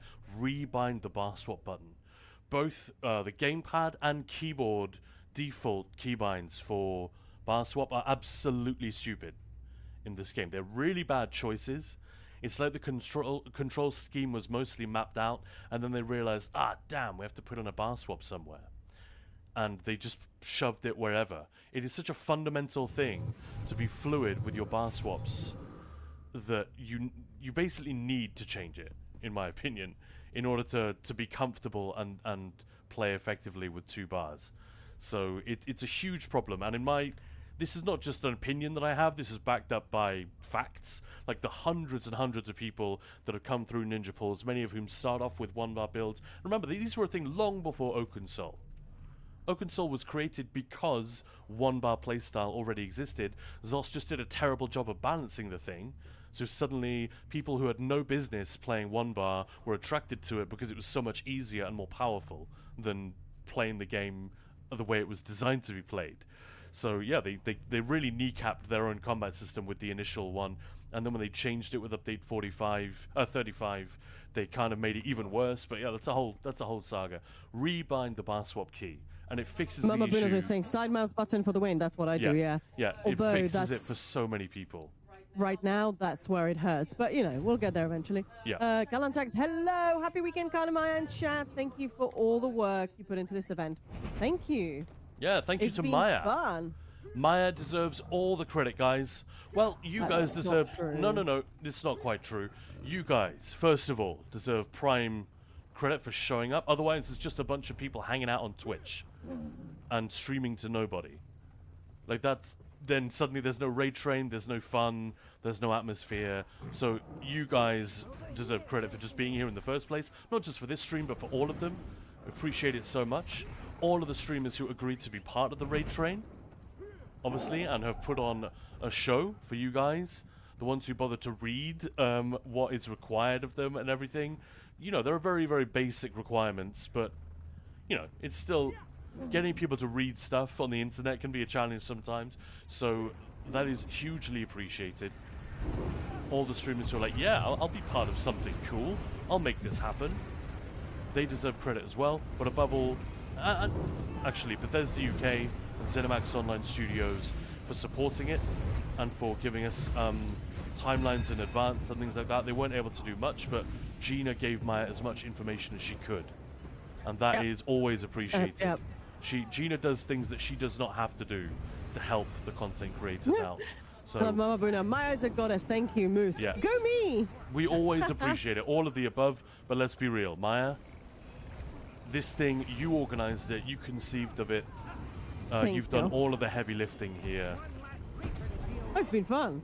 Yeah. So, yeah, if you want that to continue, please remain a supporter of Ninja Thoughts, whether that is just by showing up to streams now and again, sitting through ads, commenting in chat, or of course following, subscribing. All of those things help. Oh, Devona, thank you so much for the sub. Well, it's a nice segue. Jorxil, thank you so much for the follow. And the biggest block of ads of my life. I mean, we have 3 minutes an hour, which is pretty normal, I think. That's the minimum that Twitch... Yeah, if you lower it any lower than that, you can go slightly lower than that, but then you basically get nothing from them. So it's just a pain in the ass with no payoff.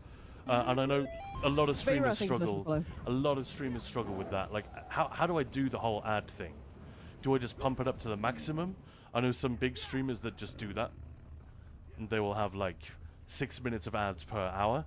We have the minimum that you can have while still making a tiny bit of pocket money. And we do have to have some ads, which won't let you stream without ads. Only one of us is a full-time content creator now. That's me. Maya is trying to become one, but we have no chance of... We're scraping by, guys. I'm just going to be honest with you. It's very hard to make this financially viable, and we are incredibly grateful for all the generous support. But any opportunity to put ads on our website, here on Twitch, activate monetization on YouTube, it hurts, you know? It adds up. Yeah, but it is, yeah. So we appreciate you sitting through them, because without ads, like, they do add up.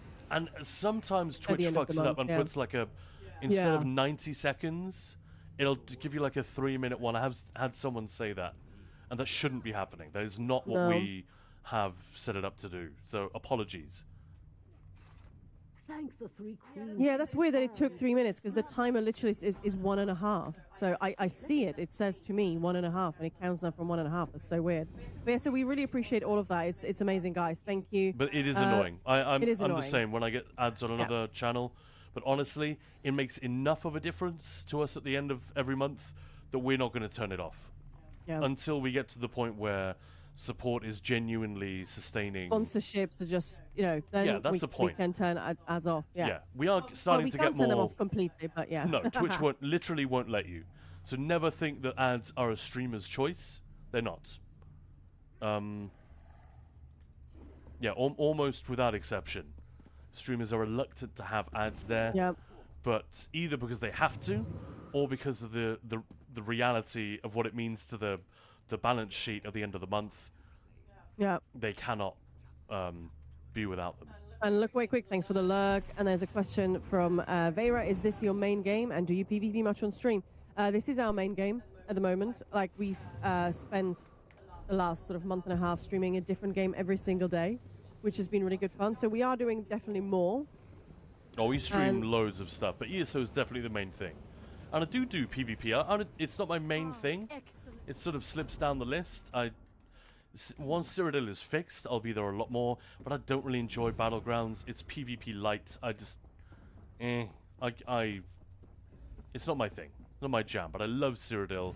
I love Imperial City.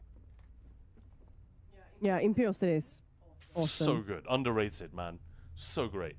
And I can't wait to see what Zos managed to pull off after the Vengeance testing is over. Like everyone else, I'm a little bit concerned that what we'll end up with won't actually be an improvement, because there's no point getting performance gains if you're losing other things that make Cyrodiil what it is.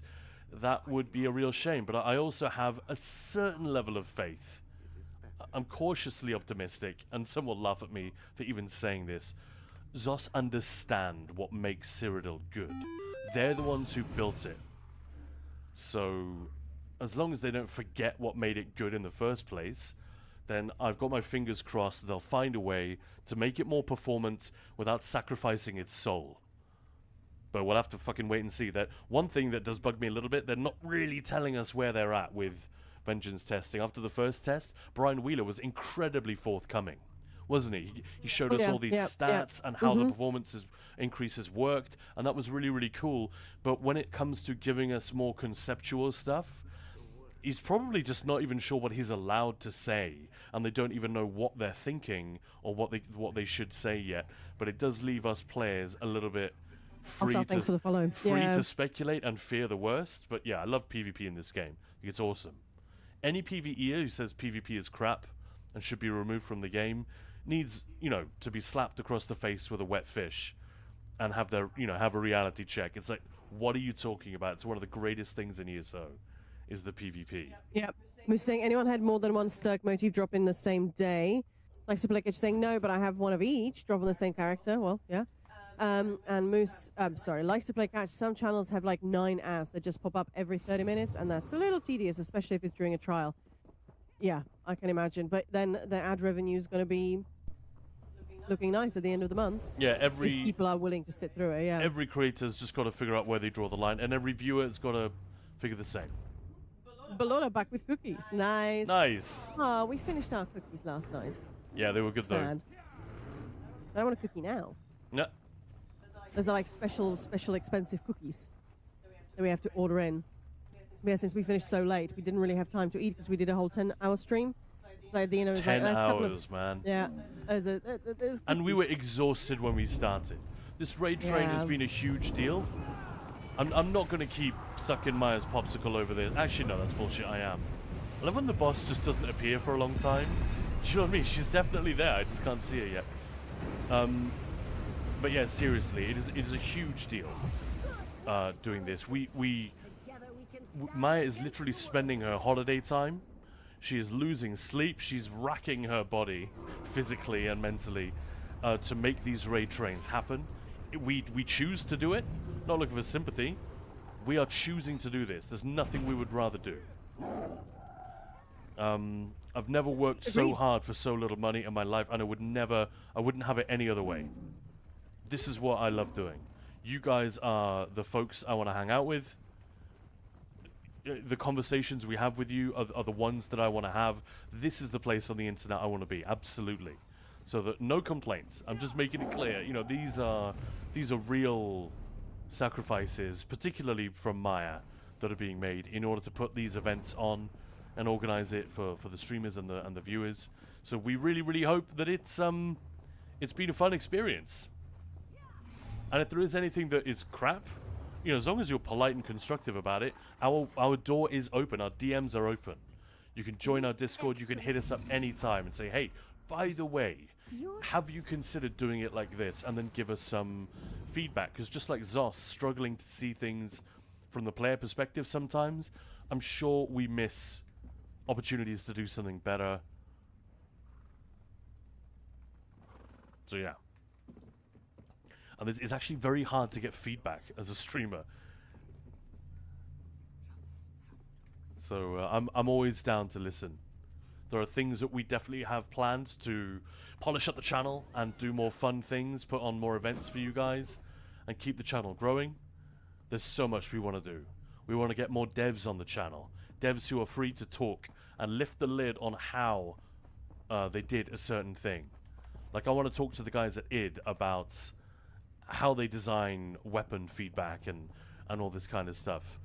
I know that's very easy for a streamer to say, but we have done these things. We've got some reps in this area of getting devs in and being organized and professional enough that it's not a shitty experience for them, and that actually helps build a little bit of a bridge between them and their community. Anyone who was here for TenFest, hopefully, will testify as to the truth behind that.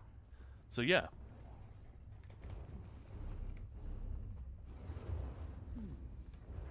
Exciting stuff. Do I have another siege camp now? Yeah. I swear to God, I do more than 6 siege camps, so they just keep coming. Those dailies. I'm sure it's just me miscounting. Speaking of which, Maya, how long have we got before Akana gets here? We've got about 40 minutes, yes? Hello, Maya? Maya, everything alright? Yeah. What's up? It's just nice. Okay, I just turned around to see Maya actually crying. Are you crying because of what I just said? Yeah. I don't even think I was being that heartfelt. You freaked me out there for a moment. Oh my goodness. I'm just trying to compose myself. It's fine. Well, it's true. You are putting your heart and soul into this thing. I just, in case anyone wasn't aware of that, I want people to know. And that's not me grubbing for subs or saying you need to give Maya credit or anything like that. I just, you know, we've chosen to do this, and by the way, this is what it means. Thank you. Big hug for you, Maya, from Belorda. Thank you. That makes everything better. And from Lily. Somehow. Thank you, guys. Oh no, I She's don't very need to... sleep deprived, guys, and I obviously hit a nerve with that. Oh no, I'm not sad. I'm not sad for sure. Happy tears, right? Yeah. Oh, 100%. Anyway, But yeah, WP was saying actually a little positivity and optimism is nice to hear. I can go to any one of dozen streams if I want to hear people crap on the game and on ZOS. So many hot takes from experts, it gets tedious. It does. Is the game perfect? No. Are we perfect? No. Will we speak up about it? Yes. But at the same time, like, we are here enjoying the game, and I'd rather be positive. People come, sorry about that little outburst. I'm still positive. yeah, it's Rather than, you know, get clicks by going, oh shit, it's dead, and hot take, it's dead. You know, there's definitely sometimes a suspicion. Yeah. Like, is that your true opinion, or are you losing sight of? Like, it's sometimes most of the folks that we hang around with, you know, Skinny Cheeks, 8 Puppies, Hyperioxys, Looked. Who am I forgetting? I'm sure I'm forgetting someone. But these are the content creators who kind of, we run in the same circles. We have similar takes on the game most of the time. Some of those guys have been much more negative this year than I have, and I've been trying to figure out why that is. Am I not objective? Are they not objective? It's not about that. It's not, you don't dismiss someone else's opinion because it happens to differ from yours. I think the better thing to do, we talked about this the other day, is assume that it's valid, but it's just different. yeah. You know, opposing viewpoints can both be valid Yeah. simultaneously, and yeah, there are legitimate. But we want to make everyone a day better. Like, you know, Yeah. sometimes people come in and share what's happened, whether it's just a long day or something really, you know, and we just want to be happy. And Mama Buna, I did see your message. I screenshotted it. I'm not going to read it because I don't think I'll get through it. Shall I read it? It's just, yeah, that finished me off. And Belora, got biscuits with marshmallow in between, covered in chocolate and some coconut. Holy smokes. More chocolate needed, stat. If you were close, I would share my cookies with you, Mal. Thanks, Belorda. Ah, nice. So much love Virtual for you, Mal, thank cookieage, you. parasocial cookie sharing. I like it. But yeah, like it's tough because sometimes ZOS do things which I'm like, oh guys, what? Why? You know, and I recognize that my perspective is not the same as theirs, right? So with the example we gave, Cool. Thank you so much for the follow. the example we gave recently was the fact that the drop rates were so weirdly low for these quests. Now, this is the thing that I sent a message to Gina on the 1st of August, and she forwarded it to the team. I could see her response. I can go back through the message history. She's like, thank you for this. I've forwarded it to the relevant team. And they did make some changes to the health of the bosses at the end of each siege camp. They buffed those significantly. Yeah, ultimately based judging on feedback. PTS with Yeah. a couple of people, hundreds of players. Yeah, it's not easy, and that's They have to then assume, yeah. they can't just assume that my feedback is correct and needs to be taken for action. Why the hell would they do that when they get so much, they get a lot of guff from players, which is like terrible, terrible advice or ideas for how to make the game better and how to fix it. They get a lot of this. A lot of what we Yeah. tell them is wrong with their game is completely wrong-headed, and they would be foolish to listen. But it's got to be impossible sometimes to separate the insightful or fact-based stuff from knee-jerk things which seem like a good idea but actually wouldn't be helpful. Gamers constantly vote for Christmas, you know. I mean, people do in general. You know, turkeys voting Yeah. for Christmas, kind of gamers voting for Christmas. That doesn't work at I all. was like, what? But I guess what I'm saying is, I try to keep an open mind, and I try to be honest when I'm angry or exasperated about something that the devs do, or if they do something I don't agree with. But generally, it's a video game. It's not the end of the world. And if they have done something that genuinely sucks and is a degrading, like it's a downgrade for players, they will usually perform a U-turn. If we can demonstrate to them that, this was not a good move, this is what we are, this is the feedback we're getting, they are Yeah. generally responsive to that.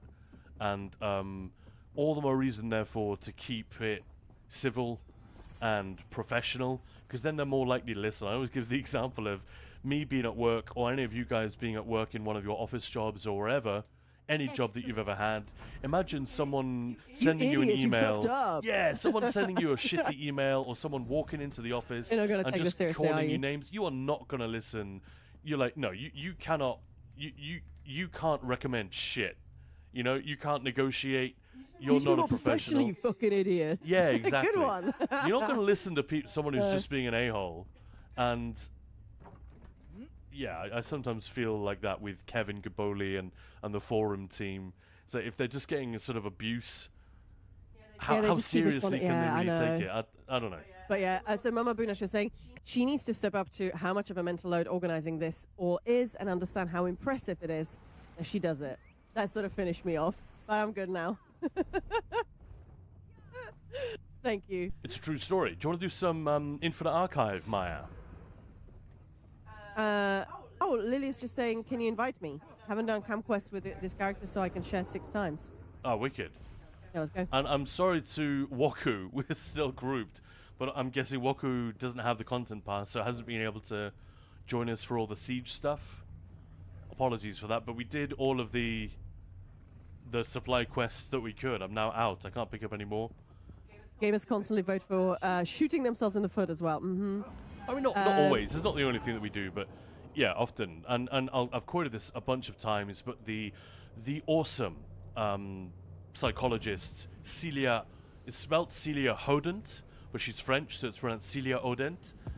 I think she has worked with Epic Games on Fortnite. She's worked with a bunch of big studios on user experience, and she is a master of the psychology of video games and how we learn, how we interpret the behavior of a game, the results of a game, the UX feedback moment to moment. And she's done a bunch of talks at game developers conferences and whatnot, GDCs over the years. If you just YouTube her name, some of these will come up, and it's fascinating. And there's an extended segment where she talks about gamers don't know what they want. So the basic takeaway from it I took was that if you've got a player base, whether it's a bunch of QA testers or thousands of players in a live game telling you something is wrong, they are right. They're generally going to be right. If they report that something is not good, listen. Where are we going? But do not listen to why they say it is wrong or how they think you should fix it, because they are 99% Hello there. wrong with their Hello there. suggested fixes. I thought that was fascinating. Yeah, and Schnax was also saying most people share very similar criticism. It's just about how you weight them. Yeah, how you put it across. Like there is a little bit of that glass half full, half empty. Like, something is not quite perfect. Oh, it's fucking shit and dead. Like it's literally a meme on our Discord when people go, oh, this class is dead. So when new patch notes come out, people are like, which class is dead this time? And it might be 0.5%, 1% worse than the other. Some people are, oh, it's dead. That sort of exaggeration, Hey, Gundrumlalore. Hello. And there's a bit of Christmas thing. Oh yeah, like the moose. Gamers constantly vote to shoot themselves in the foot. And then Mama Buna, I used to be a gamer until I took an arrow in the knee. Yeah, there we go. That's brilliant. I used to I be don't like I gifts, used to so be a gamer like you until I took a controller to the face. I used to be a gamer. No. Can you? No. I don't like getting gifts, so no Christmas for me, please. A fellow Christmas hater, finally. Christmas is kind of torture for me. Aw. I love Christmas, but I get it. Kitty, hola. I get it. It's all about what your parents are like and how they do it. Like I lived with a guy for a year who was the most cheery, upbeat dude. He was a model and used to walk around topless a lot. He loved himself, and he did look very excellent. But whatever. And he fucking hated Christmas. I remember trying to figure out what's your problem, and eventually it just turned out his parents were real dicks. They would always fight, and it was just always a horrible experience for him. Kind of uncomfortable and stressful, and yeah. Likes to play catch. Mines are expensive. Yeah, I can That's imagine. not the only reason people don't date Christmas, but yeah. Also, I mean, to be fair, I didn't love believe, Maya- Christmas either. Yeah, that's true. And I So- believe Gundrom Lalo. I think that's Gunbro. Correct me if I'm wrong. But that's Gunbro, right? Christmas during my childhood was my parents fighting and being forced to eat food I didn't like. Yeah. Yeah. Well, in the Czech Republic, the traditional national. You're correct. Well, I'm so sorry, gun bro. Well, how are you to know? I hang out well- with Gunbro more than you do, so. Oh, now I'm jealous. The Czech sort of traditional Christmas meal is a fucking carp, which tastes like mud. It genuinely does. It's a fish with bones Tastes like what? and mud. It sounded like you said butt for a moment. Well, it does taste like butt as well, basically. Mud butt. Gross. And because, obviously, being Czech, we celebrate on the 24th in the evening. I love kapper! Hey, woku! Oh, you know, I haven't had it in years. Maybe I should try it again. But I remember as a kid, didn't love it. And also, because it's a fish, it's got bones. And having Christmas on the 24th, you eat the dinner, then you go and unwrap the presents. So the kids having to sit through dinner trying to eat this fish that's got bones, terrified you're going to choke on them. Yeah. I'm Slovak, nice! Yeah, the bones are very annoying. Oh, well, there we go. Kindreds, right here. So Maya is Czech, Woku is from Slovakia. That's amazing. To be fair, it does taste of mud, but I did used to like it when I was a kid. Just the sort of Well, it's pan-fried as well, so there is some... pan-fried and panny. It's so, Yeah, it's kind of fun. Oh, the salad, the potato salad. I still make that every year. Yeah, that with shit is something. dope. Yeah. Czech Christmas, especially the that we used to go to a Same thing in restaurant in Poland, yeah. Prague on Christmas Day very often with Maya's parents, and we would get I love a potato duck salad, yeah. with the dumplings and the red and the white cabbage, and oh my goodness, like a roast duck. That is very close to the Danish tradition, but with Yeah. more of that Slavic and Germanic influence. You know, with the dumplings, knödel, Mayo one. and the sauerkraut and whatever. Although, Yep. what is it in zeli Zeli, yeah. in Czech? Yeah, Červené zeli a bílé zeli. yeah, man. Oh, my my parents were fine. I was spoiled. I just hate Christmas. Fair enough. I'm good. Thank God, bro. Saying, ew, carp. It tastes like butt. I want this fish now. Oh yeah, I hate Christmas. Sarah loves it. Ah, carp is also but you do it. You celebrate it, right? Or is it like I'm not celebrating? You can celebrate. I'm not doing. Oh, that might be a good one. I'm not doing any of the cooking, cleaning, or decorating. You do it. I Since you love think it. the carp thing. Check this, because I might be full of shit when I say this, but I'm pretty Ew, sure I'm a bad German. I'm pretty sure it's like turkeys in America, right? So turkey, let's be real. Sorry, Americans, it is a rubbish bird to eat compared to say duck or goose or even chicken.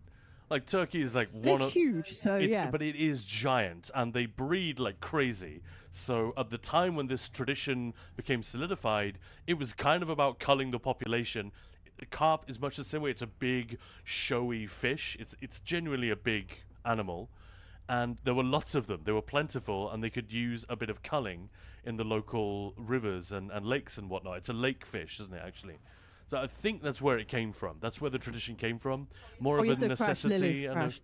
and a practicality thing, rather than this is our most celebrated food. Yeah.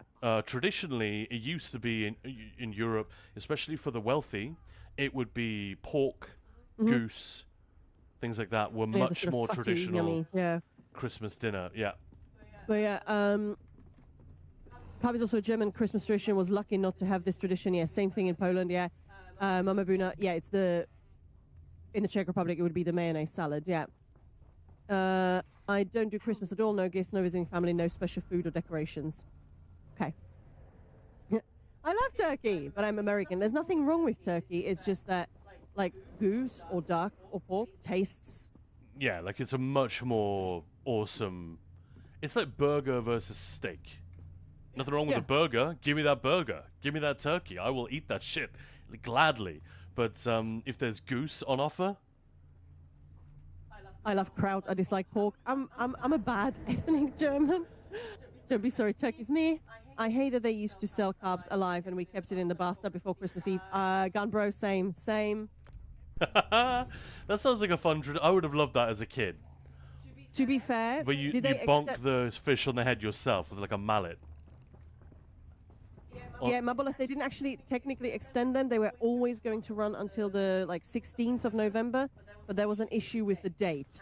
And instead of Twitch actually fixing the date, they just decided they were going to restart them with Zenimax. So they just wanted to make sure that people can still get them. So Yeah. rather than fucking around with it, they just restarted. So yes, you can get everything, not again, but if you didn't get it, yeah.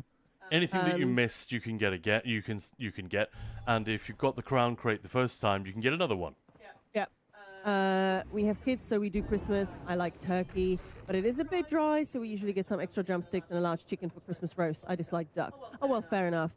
I thought you were talking about the country. I hate turkey. No, I love turkey. But Turkey, yeah, the country, is awesome. Gunbro, who killed the carp in your family? Because obviously my dad would do that, but I got quite into it. Mabola, thank you so much for the follow. I would be there like with a little mullet and finish it off. I think that was Like a little kid's squeaky hammer. No, Khan isn't Turkish. It's just the name. Yeah, sadly, I wish. That'd be cool. No, I'm Danish. And that's pretty cool as well.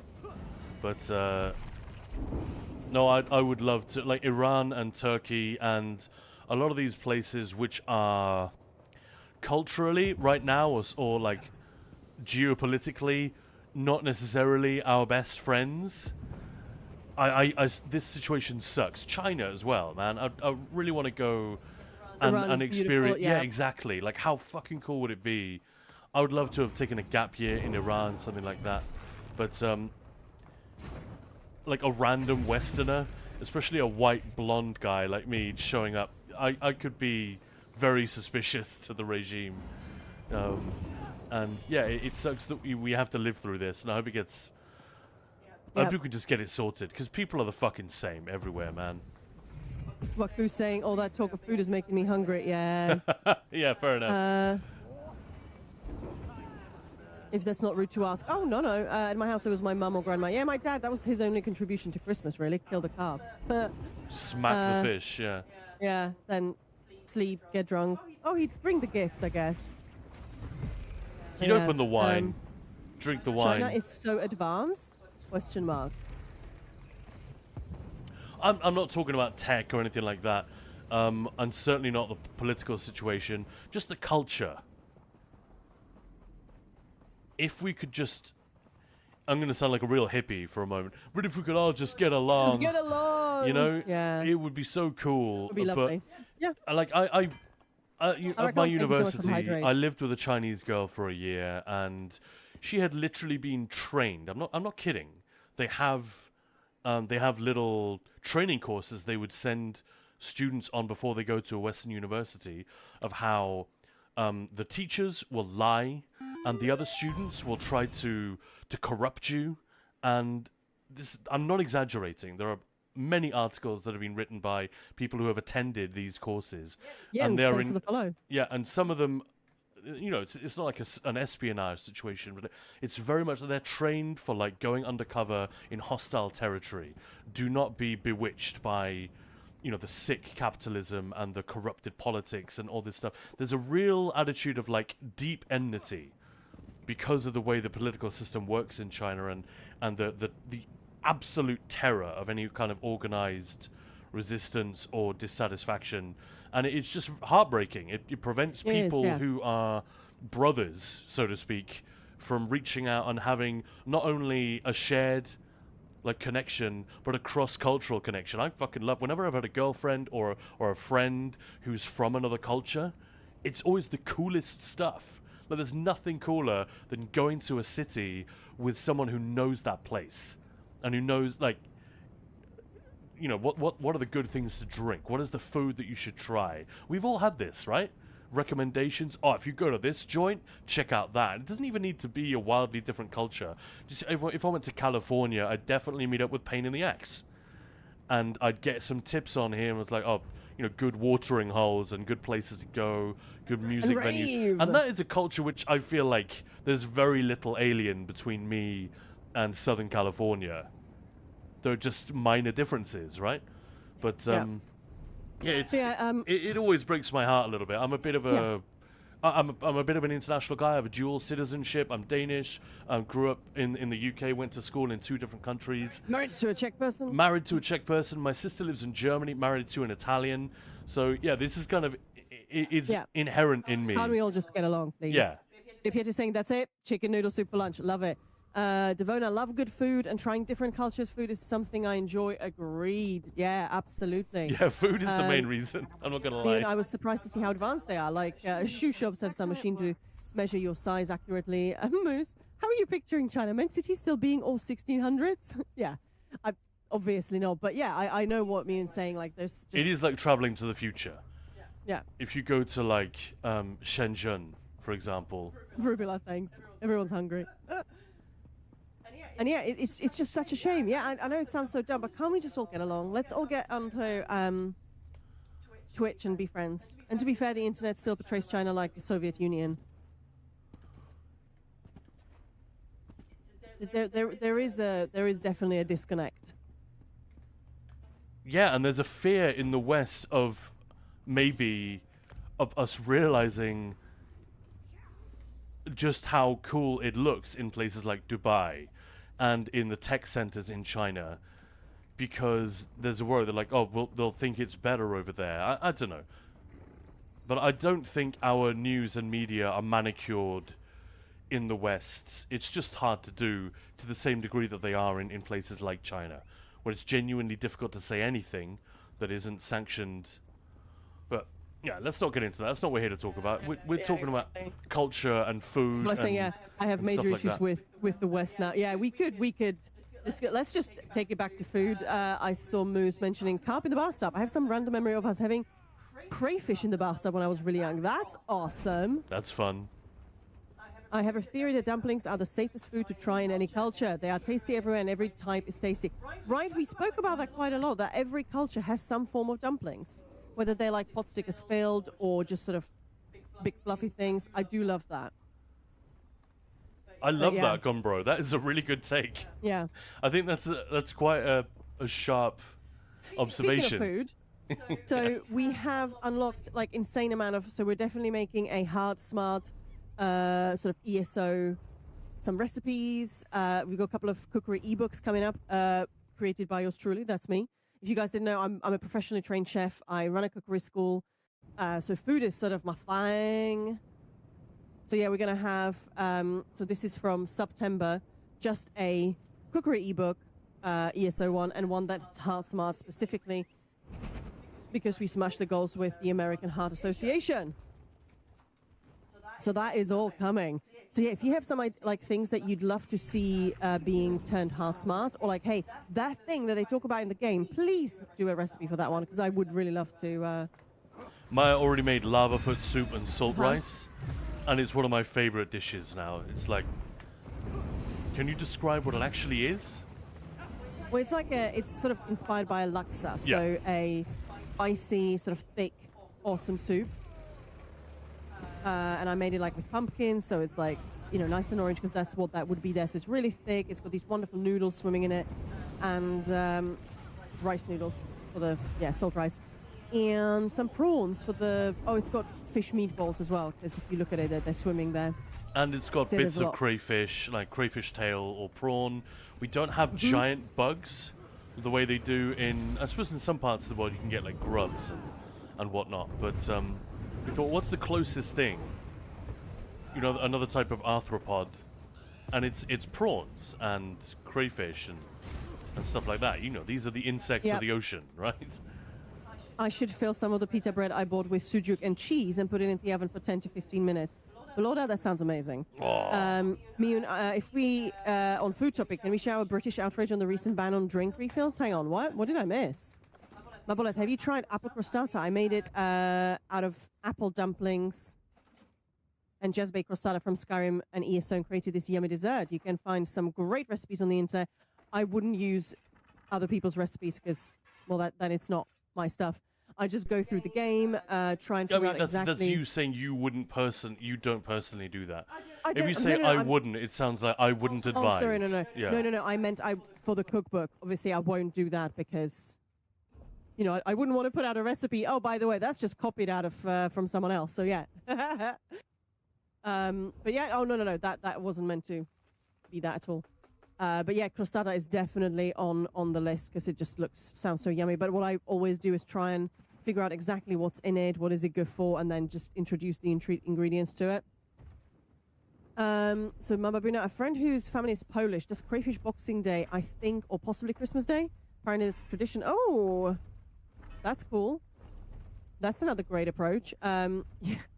Wait, you don't know? It's illegal to refill your drinks at fast foods now, sadly. And I guess it doesn't really affect me that much, but that's... Why? Yeah, I'm just trying to think of all the not getting- reasons that would be. I wasn't aware of that either. How long has this been in place? But I never go to fast food restaurants. If we get anything like that, we usually get it delivered. The ultimate lazy fast food, right? You don't even go to the restaurant. You just. Hey, Buzzabell. But yeah, Speaking of which, we've been talking about getting a pizza soon. Is today the day, Maya? maybe. Oh. Last time I went out was a while ago, so it also doesn't affect me. But still, no. That is an odd. I don't understand. I'm just hoping there's a good to me reason. Are always weird. Not a thing over here, but isn't the UK like top 3 in obesity? So Oh, right. So well, they're it's purely for free that. refills. So hang on. So you could like a while ago. Hey, seriously, cold pizza, love it.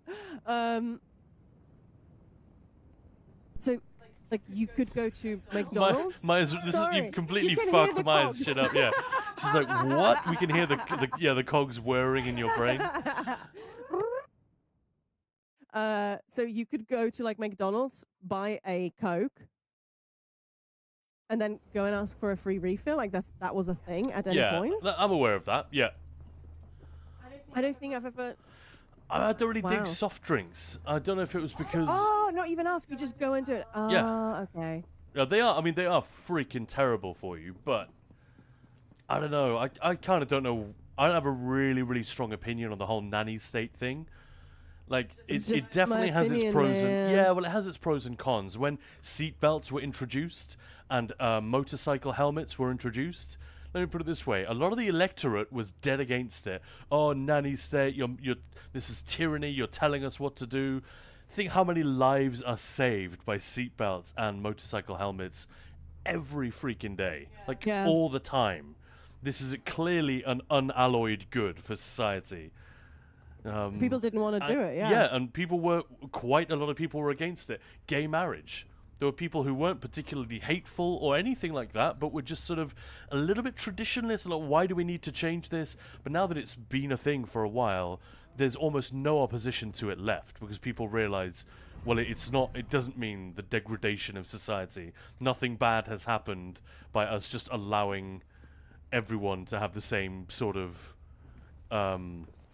rights. And yeah, again, we're not getting at political issues. My point is, society is often like inherently I don't know, conservative. hey. So Yeah. I think it's bold when a government tries to do something like that. I guess what you've got to make sure is that it's not a populist move and that it's got genuine scientific backing. Like, there is rigorous research that's been done that shows if you do this, it will decrease your political popularity, but it will be really good for Yeah. the national health, for example. Then that's a cool move. when politicians do something that sucks but makes them more popular, that's the much more common problem. So I guess I'd be open to being convinced, but yeah, at first blush, it doesn't sound like I'm like sort good of, news, Yeah, does getting it? there now, but yeah. Moose, I I understand. say get rid of helmet seatbelt laws, let nature do its thing. Darwinism, right? In the 70s, you could drink and dive.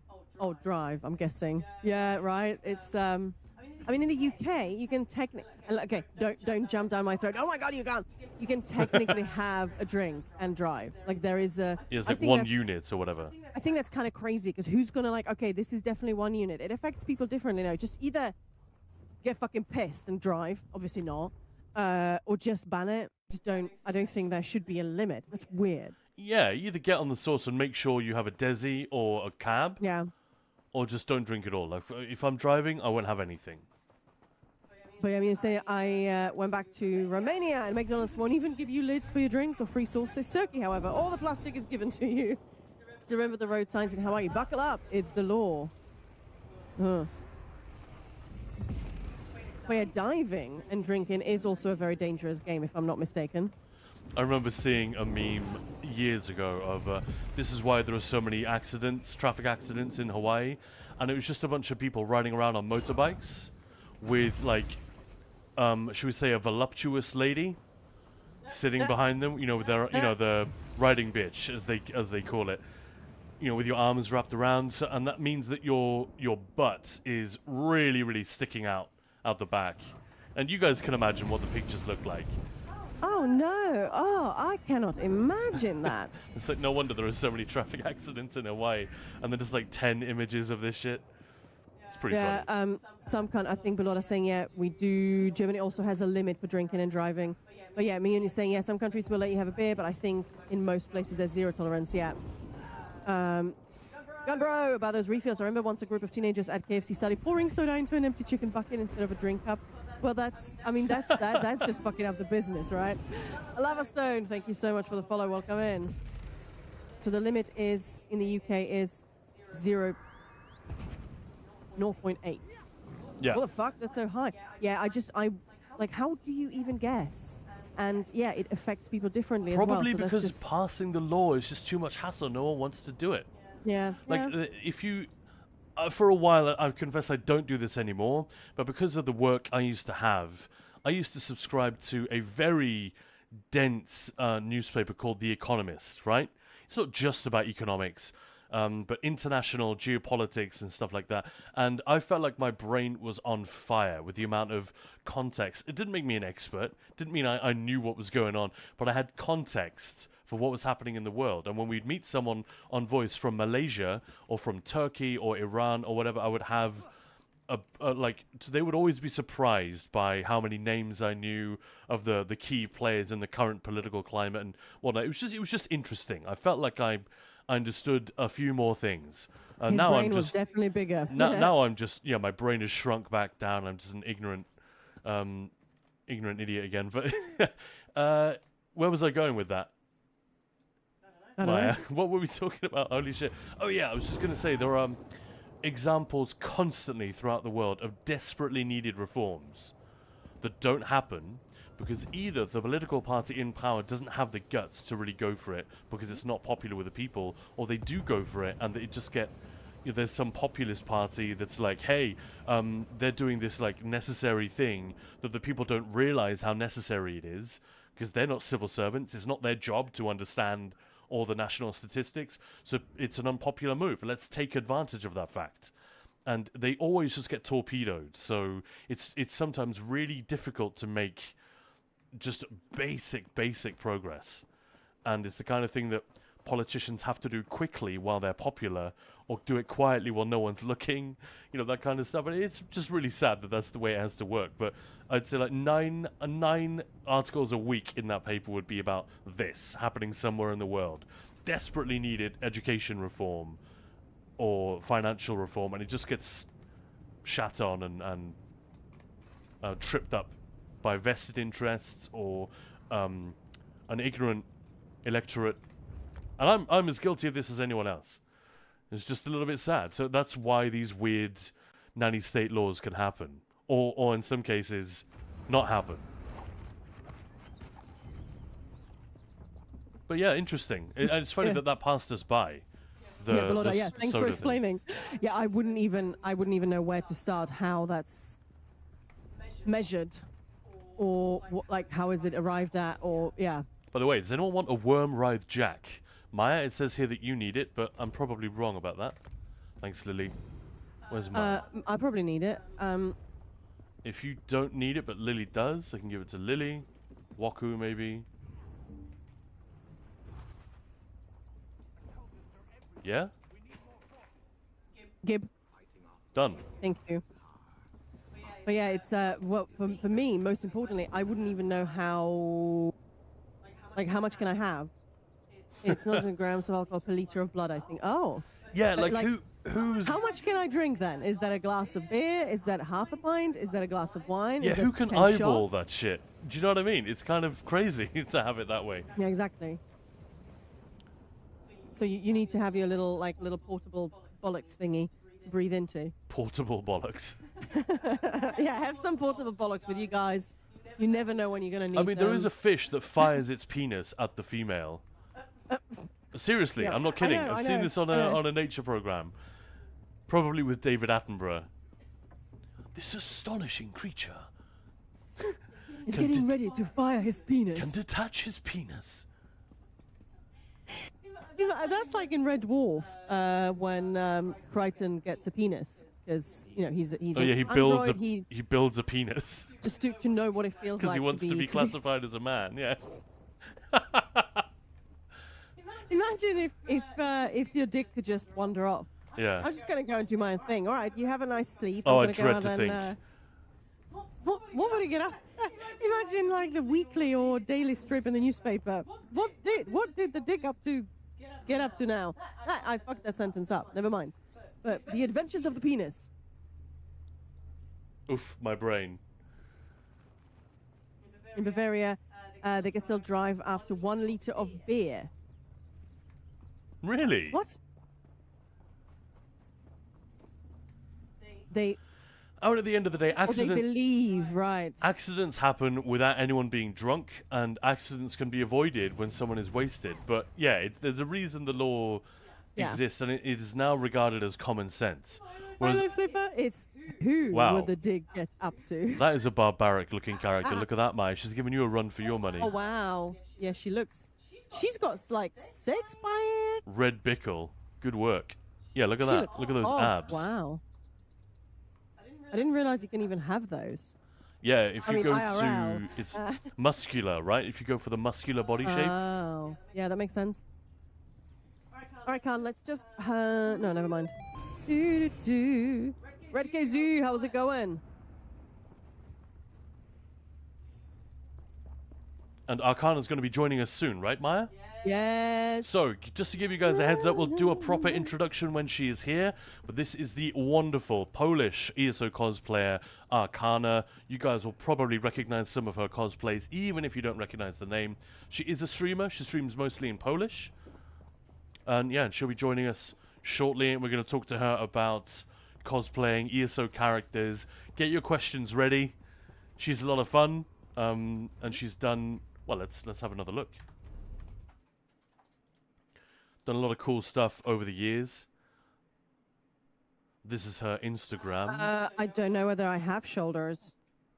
This is her, Oh my goodness. I'm so sorry, Lily.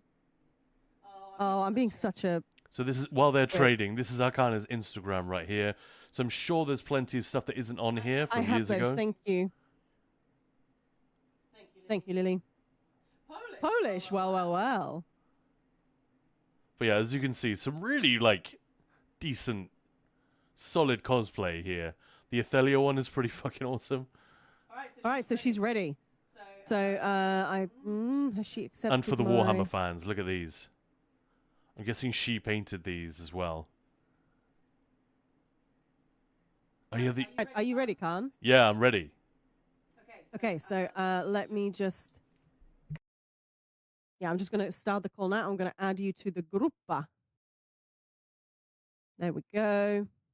It's so exciting.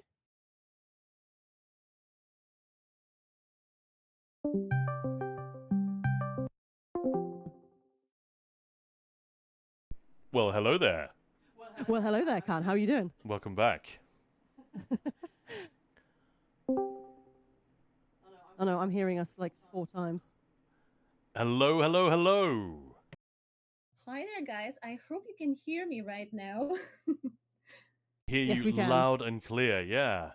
Great. Thank you so much. I believe I can poke on you on the chat, on the Twitch as well. There you go. So, hi there. Hi, everybody. Hi. Give it up for the mighty Arcana. I'm just going to switch the screen so we can see your Instagram again. We were just admiring this earlier. Oh, Awesome God. stuff. Yeah. We're going to put you on blast right here. Yeah, a little bit, you know.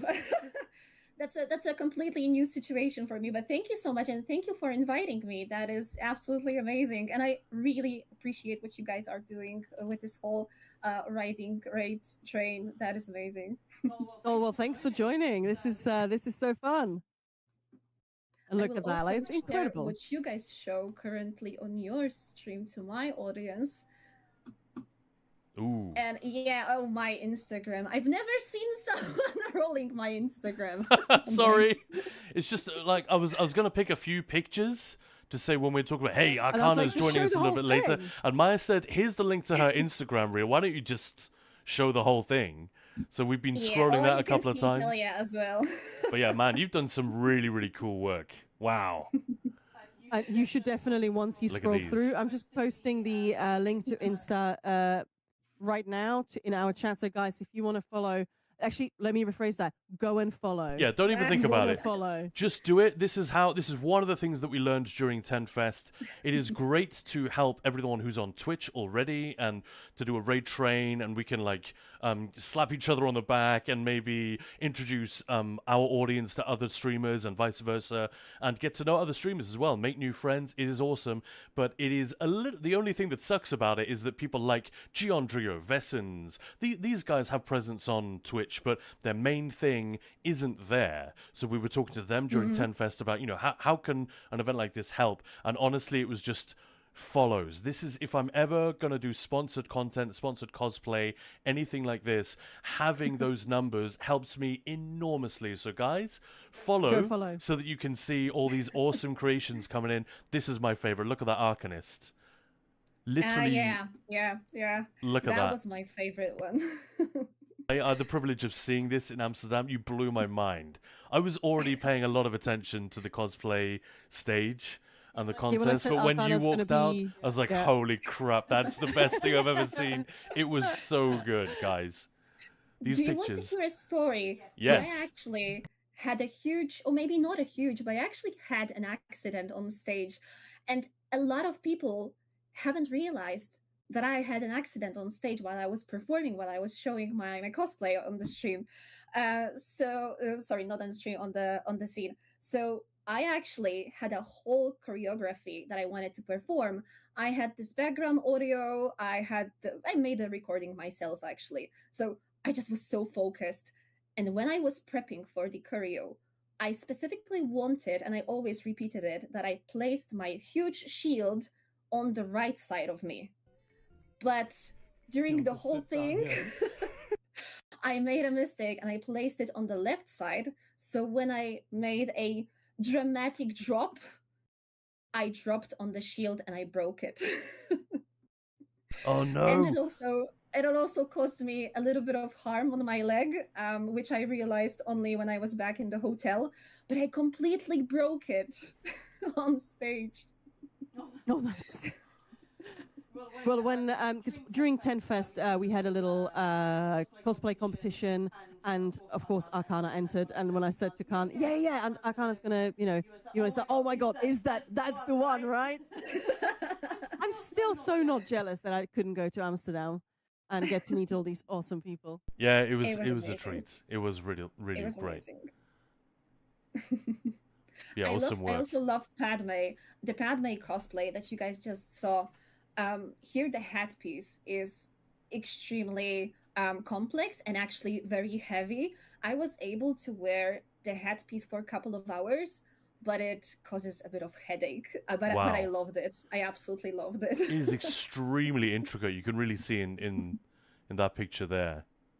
Yeah, yeah, yeah. The zoom is really showing the detail. So do you make everything yourself? It depends. It depends on the costume, but if I'm dedicated and I want to actually wear the costume, especially if it's Elder Scrolls, then I just make everything from scratch. I sometimes go and buy for some photo shoots, for some easy, content on Instagram, the cosplays. But mostly what I do is I do everything from scratch. Amazing. Look at this one. Yeah, this is Cadwell. Yeah, this is Cadwell. Guys, you got to give And it this up is for Peach Arcana. Baby. Let's hear it. Amazing. Yeah, Cadwell is there. There's also another picture of Cadwell. Just had to give it up, right? So here I also have a funny story. I see absolutely nothing when I'm wearing these blind lenses. I see completely nothing. I only feel the light. I can see a shadow. But even if you put a hand in front of my face, I would not have been able to tell that this is that you show me something. I can see it's a hand, but nothing else.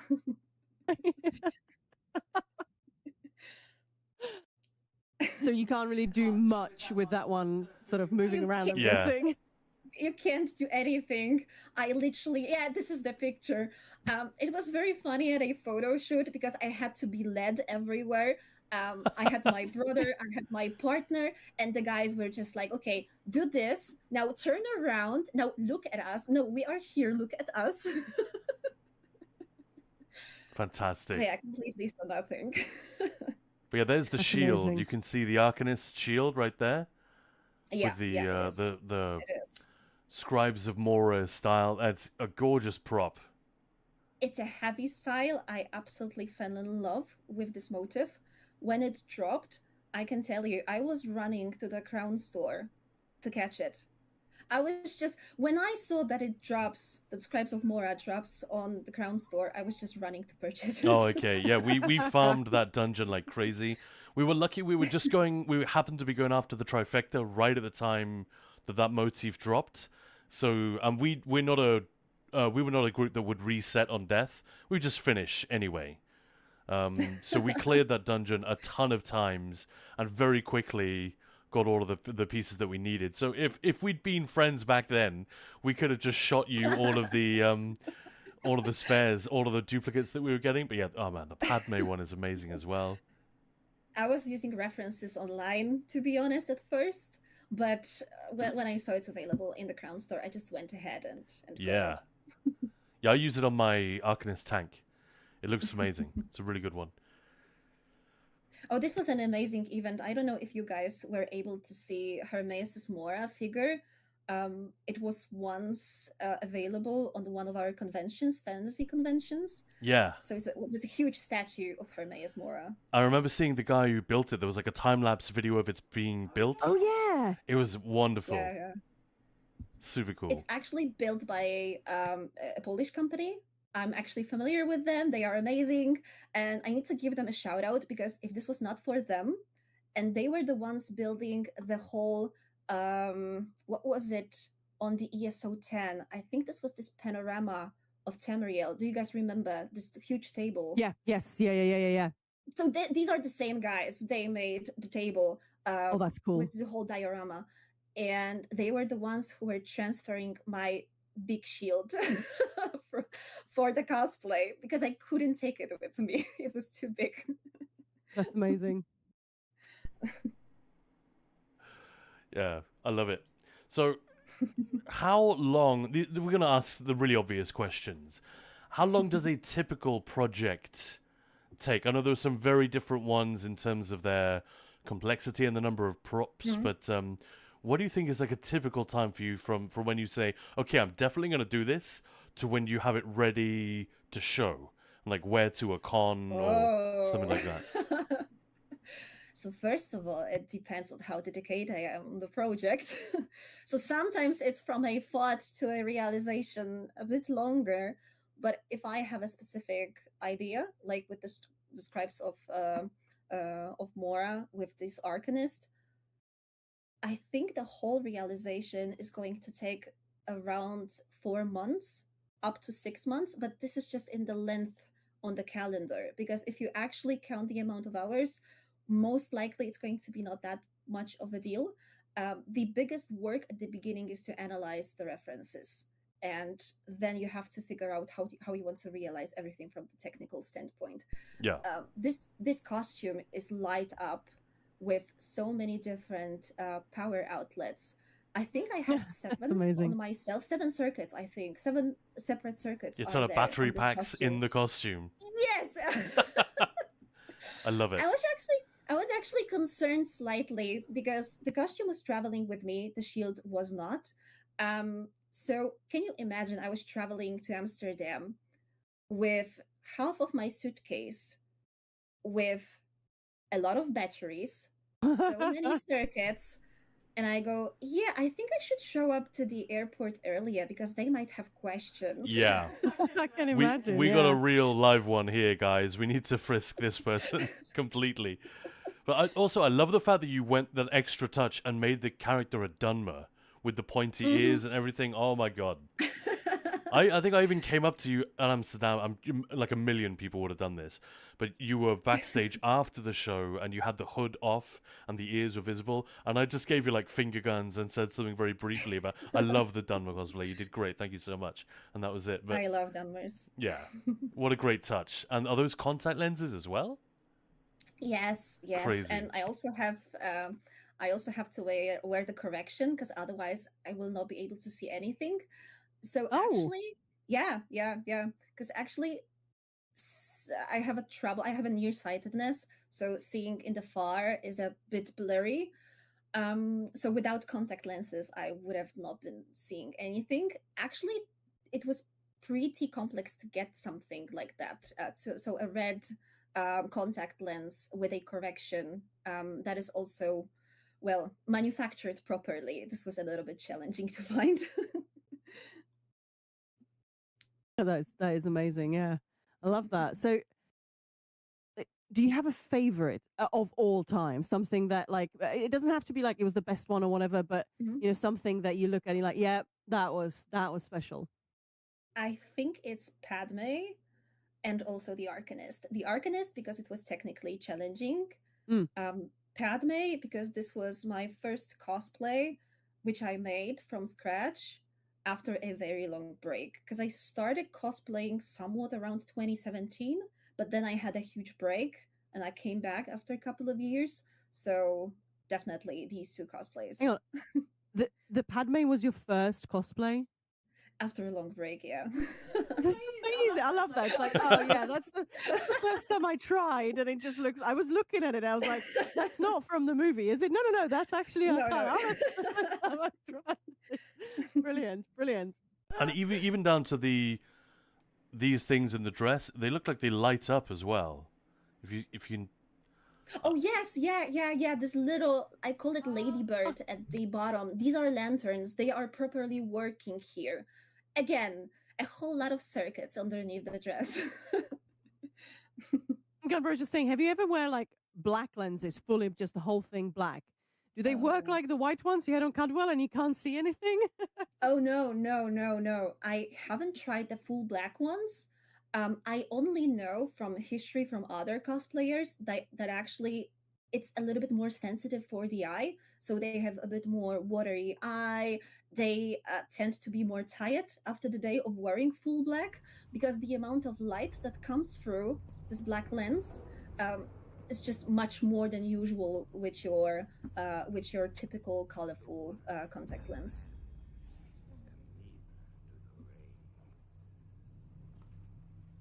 Yeah, that's really fun. So yeah, I've just got a command just in case you guys missed it and haven't followed. Go and do it now. There we go. Yay! Follow on in all the places. That's weird. Interesting. Thank you. Yeah, I have tried. Just put in a contact lens. Couldn't even do it. Oh, I understand. What's the feeling? Your cosplay career was very short. No, but you can learn it. You can learn it. I am actually an optometrist by my education.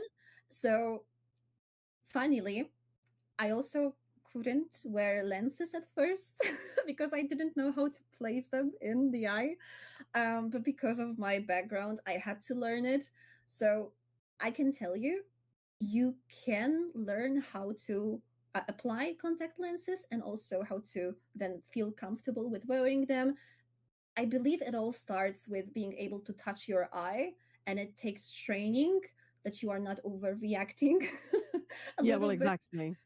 Yeah, because this is a body which is in your eye, so naturally the reaction is you want to get rid of it. Your body wants to get rid of it, but you can learn it and you can calmly wear the contact lenses and then take them off. By the way, this is Arcana right now streaming in Ethelia cosplay. Yeah, so there's obviously going to be a huge delay between the audio and what you see, because I'm actually watching Arcana's stream and it's bouncing back and forth. So but I just wanted you guys to see the cosplay that we've got right now today. Yeah, it's Italia. I think you, well, you might not remember her actually. Yeah, nice. Grilled If you cheese, that takes a lot of played dedication and Goldroad. talent. Yes. Lancelot, what did I just tune into? The screen is multiplying. Well, it's magic. Yeah, We've got yeah. the Daedric Prince Ethelia, so what? It happens. Yeah, yeah. It's because we've got a stream within a stream, and it's like audio feedback. So I'll switch that off. But if you go full screen with your cam as well, I could hop that back on. Yeah, sure. Oh. Should be good now. So yeah, this is your Ethelia today, or Italia, depends on how people are pronouncing it. Brilliant. Awesome, thank you. Always cool to show off the great work that people are doing, not just the cosplay, but look behind on the wall there, guys, and you'll see lots of other cool Elder Scrolls paraphernalia. Oh yeah. I do have the Italia herself, actually. So we call her a pocket Italia. So she is absolutely stunning. Yeah, I actually wasn't going to bother with the collector's edition because I thought, well, I mean, she's cool, but I don't really know anything about her yet. And then when we actually got her, I was like, okay, she's incredible. She's really beautiful. She is amazing. Yeah, she is amazing. That is correct. And I also have a funny story here too. For every cosplay, there's a story actually. So with Italia, I recall when I was just thinking about making the cosplay, not even being able to start it yet. I was just gathering all the resources, all the references and pictures, and I can tell you that what was shown in the trailer initially, the figurine, and then the ESO model actually from game are completely three different looks of Italia. Yeah, I know. Crazy, isn't it? Yeah, so it was for cosplayers, it's actually a bit of problem because if you want to depict a character one-to-one and you have three different data sources, it's going to be looking different. And I also point out to the hair in my wig that these little blue stones that I have here, these are from the figurine because I saw it in the material, in the promoting material, but in the actual game model, they are not there. Oh. Oh, that's which one is canon? That's got to be an interesting thing to figure out. But yeah, I guess you can make little artistic choices here and there as well, right? You've got to do that to make a cosplay work. True, of course. It depends if this is just a cosplay for yourself or if you are doing it for a specific event. It's going to make a difference if you are competitive, if you are participating in cosplay competitions. Then it's actually a huge difference. Okay. Oh yeah, I can imagine. Yeah. Yeah, tell us more about cosplay competitions, because Mm. other than reading articles about how a thing was made, watching videos on YouTube, I love that stuff. You know, whether it's DIY, but especially if it's something nerdy, like someone making a sword or a cosplay for something in video games. I'm a real sucker for these kind of videos, but I don't know much at all about the competitive side. So, is there anything more you can tell us about that? Like, how big is that scene, and internationally within Poland? You know, what paint us a picture if you don't mind. Yeah, obviously, that's not a problem. So, um, I personally am not part of the competitions yet. The biggest one was Amsterdam for me. I was participating once in a smaller one, but I am aware how the scene of cosplay globally looks like. There's obviously the biggest cosplay contest, which is held in Japan. I am aware that there are also big cosplay competitions in the US, and actually, there are differences between many of the competitions, and how they vary is it depends if you are also accounting for the competition, the performance, or if you are just focused solely on the costume. So there are competitions which they are only based on a catwalk, and this is the whole performance. You show up on stage, you present the costume. The costume is also assessed by a jury. They check all the techniques, the detail, because obviously the detail is not always visible on the scene Yeah, sure. from the behind. Um, and then there's a different type of a contest where also your performance has a huge impact on your competition and where you are going to end up. So by a performance, I mean literally you are creating a scene with a little bit, maybe an audio in the background, maybe some visuals as well. You can also have props on stage. So then the complexity of the competition is rising. Yeah, that sounds amazing. Sounds like a thing you could easily get into. I mean, Yeah, I obviously, l- obviously. like there's so much about esports that I don't really follow, but whenever I talk to someone who does, I'm thinking, man, I'm kind of glad I'm not getting sucked into this, because this could be a huge thing that I could spend a lot of time on. And this sounds exactly the same. Really interesting. So Yeah, it so really you is. can start, and this is what I like to tell, that you don't have to necessarily feel like you are a pro, because that's what's usually stopping people from getting to cosplay competitions, because they feel they are not pros.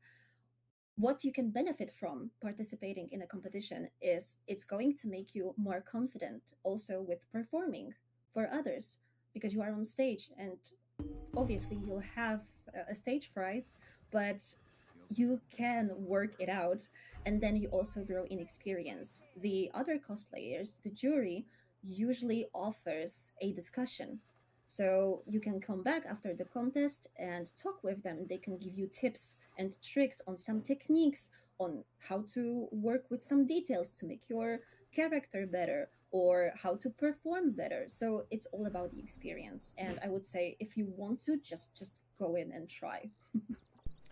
That's awesome. And just Mark, thank you so much for the treat for Floofs. Also, I just want to say Hyperioxys is here, guys. We've just given a shout out in our channel. Hi there. Another leading light of the Polish side of the ESO community. Oh yes. And, oh yes, he's the guy. Yeah, he really is. And friend of the guild as well. So, guys, if you're not sure who Hyperioxys is, I don't know how that would be possible, but if there's anyone out there, if they're new to the game or new to the category, fix that right now. Go and give that guy a follow. Follow Arcana as well, obviously. And in your chat, Casella was asking, what's the more popular cosplay category in Europe, as far as you know? Computer games or anime/manga? Definitely anime and manga. Right. That's going to be I think I'm not going to be incorrect if I say that sometimes even 70-80% on the contestants can be coming from anime and manga characters. It may depend on the contest itself, but you can see a lot of manga and anime characters. The reason being, there's a huge level of detail, especially with the new characters Right, from yeah. games. I mean, Genshin. This is usually the best example. These costumes are insane when you're talking about the detailing. Oh, that's cool. And Lancelot saying, hallelujah, somebody put the Ethereum statue on eBay for €420. I'm also part Polish, by the way. That's the crazy thing. The Athenia statue was not selling. They kept reducing it. It was on offer. They sent it to most Really? content creators. They just, they could not, they could not shift it. Oh. Which, I think, yeah. I mean, I don't know if it sold none. I know plenty of people who got it, but clearly they had more left over than they perhaps expected. But I love this, like Hyper and Arcana bringing out the Polish in everyone. Everyone's super proud to be Polish on Twitch today. I love it. We were also, funnily enough, weirdly, complete coincidence, we were talking because Maya is Czech, and we were talking about having carp, the fish, for Christmas dinner, just like an hour before you arrived, and all the Slavs in chat are going crazy, like, yeah, we used to do this. And Shall I send you something? Yes. As long as it's not carp. yeah, obviously. Yeah, the Christmas is huge in Poland. I believe it's also coming from the tradition, but how I was brought up and how my friends were brought up, Christmas is usually the time of the year, and you're waiting the whole year just for December to happen. So is that, we were having Mama Buna a conversation about Christmas dinner. Is it crayfish in Poland? Is that anything to do with crayfish at any point? Crayfish. Oh my god, I would have to literally Google right now what a crayfish means. It's like a prawn. like a big prawn. Like a big prawn. Yeah, like between a lobster and a prawn. Oh god. Lanzo was saying for me Christmas is the holy grail because of pierogi. Rak. Rak. So not necessarily carp, the fish. This is the star of Christmas, obviously, but crayfish, I personally do not recall anything with it being related to Christmas dinner in Poland. we were supposed to be talking about cosplay and this kind of stuff, but because Maya's a chef, and we're talking about Polish food, Czech food, now we're suddenly onto food again. Maya, what have you done? I didn't do it. I'm just loving. Hey, Wild Rose, that rak is crayfish. I did not know that. That's the same word in Czech. I didn't quite. Yeah, there's a lot of overlap with Polish and Czech, obviously. But that's cancer, as in the sign. It's the same word. That's so weird. But I was going to ask. Sorry, not sorry, Khan. Yeah. Again, it's a very obvious question, and you've probably answered it 100 times, Hey, Kana. costumes. Hey, Vessens is here. Okay. Hi, listen. Hi there. Hello. Thank you for joining us. So a very typical question, but are there any? It might be a future project that you've decided you are going to do, or something that you are thinking about maybe doing in future, something else in ESO, a character or a type of character that you'd like to do. Please tell us. Yeah, I do. But one is a little bit of a mystery, which I'm thinking of, and I don't want to share it yet publicly. But I am thinking about something. But I want to, leave it as it is right now, because I need to firstly focus on trying to think, am I even able to do the costume? But there is one which I can talk about, and this is my holy grail of cosplay, guys. Okay. Molag Bal, but the full size. I'm not sure, 2 meters high, more than 2 meters. Molag Bal is my holy grail of cosplay. Oh, I see. So with the stilts and everything on the feet. Yeah. Wow. Oh my god, I want to see that. Well, I think a lady or a skinny man would be better at doing a Molag Bal because he is such a tall, thin figure, isn't he? Yeah. Western costume saying amazing Ophelia, by the way. Yep. Okay, Beautiful. do it. Well, that'd be awesome. Do it. Yeah, there we go. Do it. I would love to. Makrela. Oh yeah, Makrela is actually a fish. And Mackerel, this is one of my nicknames. So I have a lot of stream nicknames, one of which is a fish. And the story behind is that once my AI agent that is supporting the stream just called me a fish, and here how Makrela was born. That's brilliant. So that's fun. So something to look forward to. Oh, yeah. That sounds amazing. But yeah, Mama Buna, some good questions. Do you have a favorite cosplay that you go back to time and time again because it is comfortable and you just love it? Or others that were uncomfortable and you said never again? Yeah, I do have a costume that's making me a bit uncomfortable, and that is Alicent Hightower from the House of Dragon. And that is because there's a huge, deep neckline, and I have to be very cautious when I'm moving in this dress. So I'd prefer I not see. to wear it. Yeah, that sounds nerve-wracking. Yeah. You just can't focus. All the time you're doing is just thinking about the dress. Is the dress staying in place? Is the dress in place? Is the dress in place? So yeah, I tend to skip wearing the dress, or what I do is I'm just wearing a shirt underneath that is Yeah. the spaghetti strap shirt, and I just take off the straps, and then I'm safe. Then I'm safe and sound. That's brilliant. That is funny. I was going to say we should petition for a Vanna Scalarian cosplay so that you and Vessens can get together with her Manimarco cosplay and we can have a proper face-off. Oh.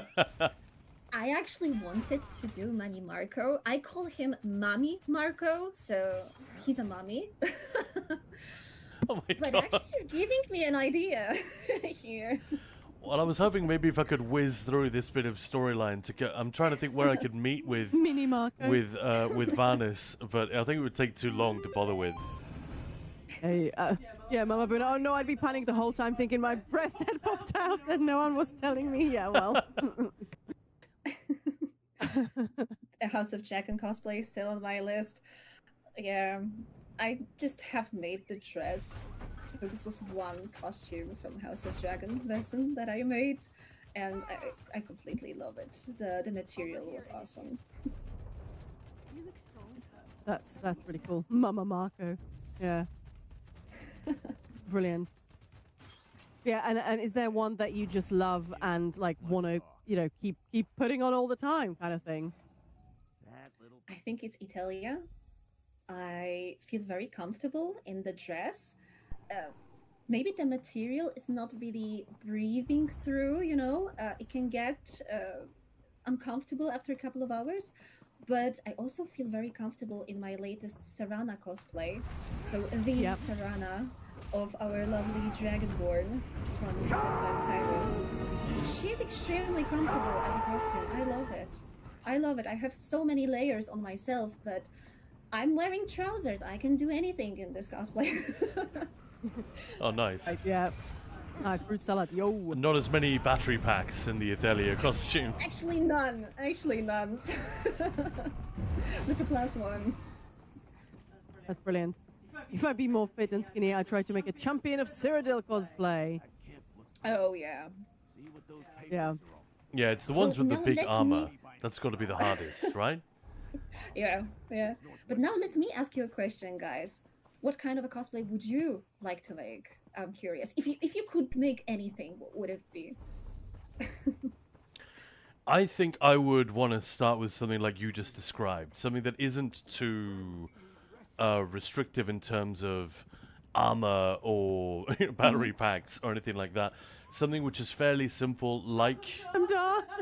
Raz would be absolutely lovely. Yeah, obviously nailing that look of the Khajiit in a... This one. That's very, very difficult and very impressive. But I think I would want to go for something a little bit simpler, where it's, I don't know, the illusion is created with body paint. I know that's a huge hassle as well, but, where it's not so much about a huge, heavy, complicated costume, but rather like getting a look and a hairstyle. I can't think what that would be.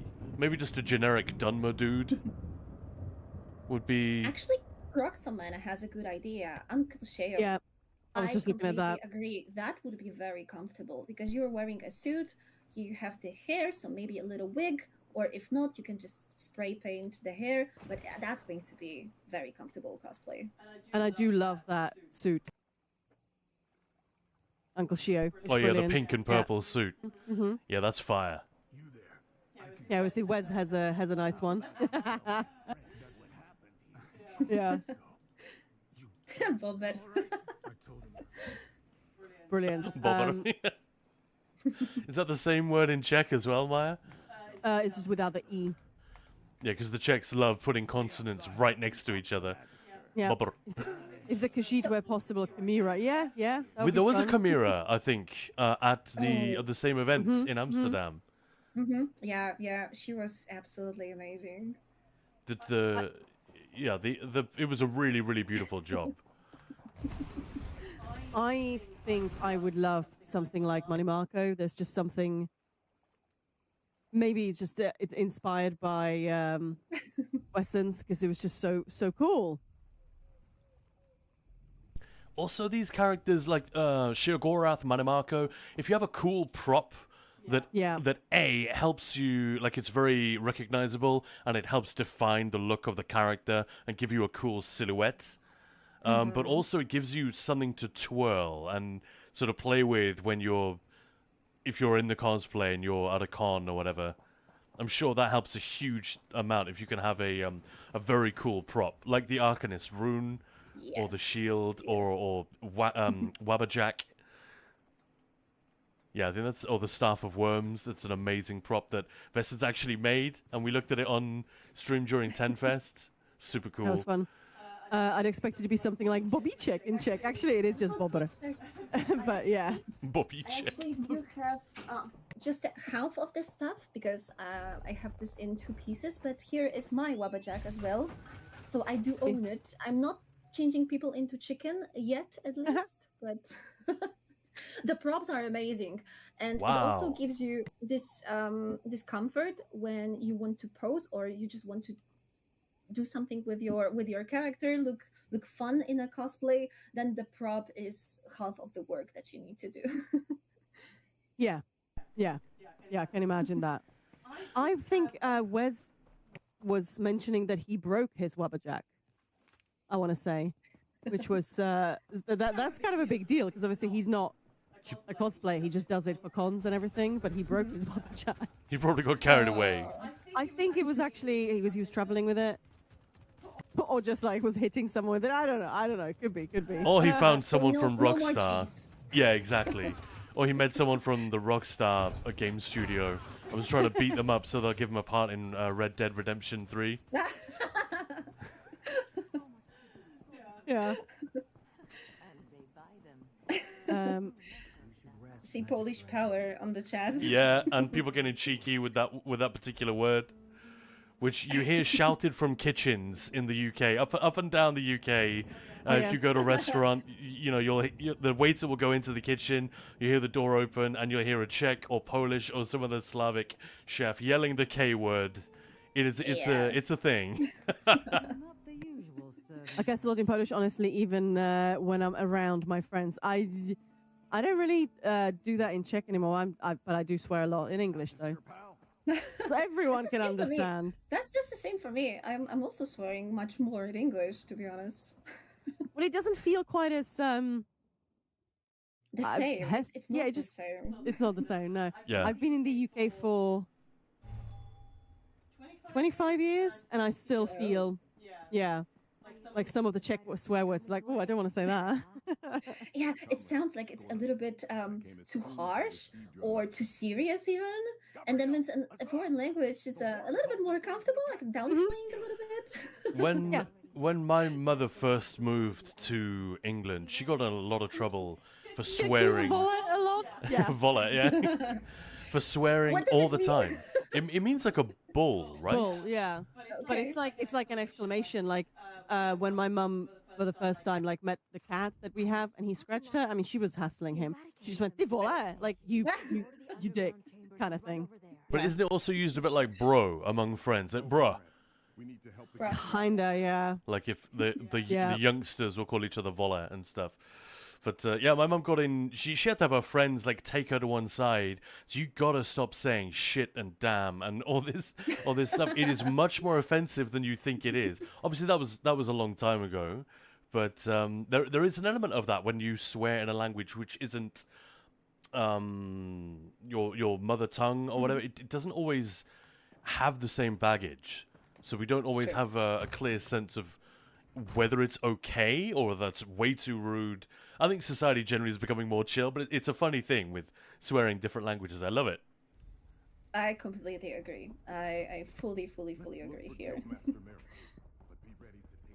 Yeah, it just feels easy, and people have heard me say everything on stream before. So yeah. Right, well, while I I'm was the most emotional, I think, in Dark Souls, especially when I was starting and I had completely no experience with any Souls-like game. This game was just driving me nuts. To Oh, be yeah. honest. And then I got used to it, so it's less of an emotional burden on the stream. But at the beginning, I was just swearing left and right. I think the folks at FromSoft would be happy to hear that. It's like our work is done, you know? Yeah, I think they love it. I think they must love it. Okay, but yeah, so let's talk about gaming a little bit. So obviously Of course. you play Elder Scrolls Online. Yeah. So how did you get into ESO? Was that an Elder Scrolls thing? I mean, you've done quite a, you've done obviously Elder Scrolls cosplay as well. So I'm assuming you're a fan of the franchise in general. Yes, absolutely. So my journey started with Skyrim.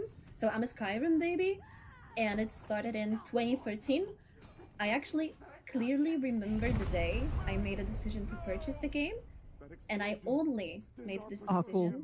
because on the promo material there were the dragons, so the Alduin was there, and I said, yeah, this is a game and they have dragons, I need it. And this is how I started playing. Good choice. I love that. Yeah. Yeah. Skyrim boomer. Well, yeah, kind of getting to this point. Skyrim boomer. So were you surprised or disappointed by how different ESO was at first? I know a lot of people have that. They go, oh, Skyrim Online, great, sign me up. And then it's obviously an MMO is a very different thing. And some people are used to MMOs, other people are surprised and sometimes a little bit bummed, like upset. I've even seen some people that it is so Yeah. different. So for me, the journey with ESO started years later in 2019, so around Elsewhere. When Elsewhere came in, this is when I started playing, and again, it was because there are cats, and I love dragons and cats, so Elsewhere was just so amazing for me as a chapter, and until this day, I love Elsewhere, and Riemann is my main place where I always do all the daily stuff. Yeah. So I didn't have this problem with going into MMO. And that is because I absolutely love the series. I am a lore girl. I can read the lore. I love to indulge in the stories and then seeing how the world is changing. So for me, the MMO was eye-opening. And also working with my imagination because I could see all those places that I only heard of in the lore. But I never experienced them, so ESO for me was just amazing, and that's why I still love it. Yeah. Elsewhere was peak ESO, I think. Yeah, you're right. Mhm. Hey, Vectora, welcome in. Welcome in. Welcome Hi in. guys. Thank you so much for the raid, and welcome to a very special stream as part of the Writhing raid train with Arcana, talking cosplay, ESO, and just Yes. gaming in general. So welcome in, grab some popcorn, and let's go. Hit that follow button, and I'm just going to share Arcana's deets as well. So when you guys started playing ESO, is this from the very beginning? And I wanted to I just got pour the myself game. some water. Yeah, sure. I got the game. I pre-ordered it because I was a yuppie back then. I had fairly recently stopped being a student and had way more money than I knew what to do with. You know, a yuppie means young urban professional. So I did that thing, got the office job, wore the suit every day, but didn't have kids, didn't have rent, anything to deal with immediately. So yeah, I spent a lot of money on PCs and games and stuff like that. So yeah, I remember just being like, I'm probably not going to play this. I'm not an MMO guy, but I will definitely play the stories and the single player stuff. So I did pre-order it. and I pretty much did what I thought. I played the single player stuff, but gradually I realized this combat system is really cool. One of the things I'd struggled with like WoW and other MMOs was that the story is always a little bit thin, and the combat system is not what I was used to from single player games. And in many ways, that's me being a dumb gamer, right? You don't expect an MMO to be like things that are not an MMO. So, but yeah, I was really pleasantly surprised by how beautiful the zones were. The stories were actually quite good for an MMO, which is a hard thing to do. And then the combat system, and finally the community. Once we started doing dungeons, trials, we joined a guild, we realized, oh, this is a ton of fun. And then lockdown happened, and by which time Maya was playing with me as well. We did some stories and dungeons together, and that's when the game started really to come to life. It's like, okay, this is cool. Skyrim multiplayer would be fun, but this is way better. Now it all started to make sense. Yeah, exactly. And then COVID happened, and suddenly we were just blessed. We arrived at the perfect time in late 2019, so that when lockdown started, we'd been doing trials for like a couple of months with a really cool group of people from Russia, Netherlands, a couple of people from Israel, and all around the world, like crazy, and obviously Americans as well. So we were just perfectly insulated from the horrible, stressful, nerve-wracking experience of the lockdown. It was really bad for a lot of people who didn't even get sick, but just the psychological impact of it. And the game really saved us from that, the game and its community. So that was kind of how we got into it. Oh, look at that, Inknu. We are lucky to have you, Khan. Oh. But Chat and Khan already made me cry today, so I'm not going to do that again. Yeah. Oh, what happened? I hope these were happy tears, right? Oh, yeah. It was me explaining to chat how much work it is to put together a raid train like this, and why Maya does it, and the sort of the physical. She's literally giving up her holiday time from work to do this. This is your holiday, Maya. Yeah, that welcome. was my holiday. Yeah. Yeah. So we haven't actually been anywhere like abroad this year, and our families live in other countries, so it's a big deal. But this year we have spent most of our holiday on the Ninja Pulse thing and on this game and the community. So we hope that we hope that people are enjoying it. That's basically what I was saying. Maya's making That's some. an amazing commitment, really, really. I can't promise we'll do it every year, but I mean, we already did 2 this year, and I am potentially discussing just like a super short, just a little sort of festive something, not like a full-on week-long raid train, but something maybe fun. We'll see. I'm not going to promise anything, but yeah. but man, it's so worth it because we get to meet so many new people every time. Every time there are old friends. There are people who've been on the raid train every single time we've done one.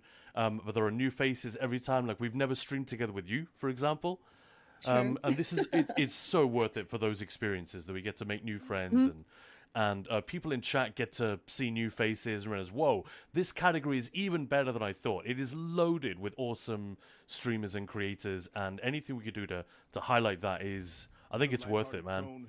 It is, yeah. Like Lancer was saying, there aren't many people out there that do things like that. It does take a lot of work, and you have to be kind of nuts. And I actually genuinely enjoy organization. We appreciate anyone who does it for the community. Yeah, I think there is a lot of sort of talk about community, but actually doing something, it is a lot of work. It's hard to find the time. People are busy.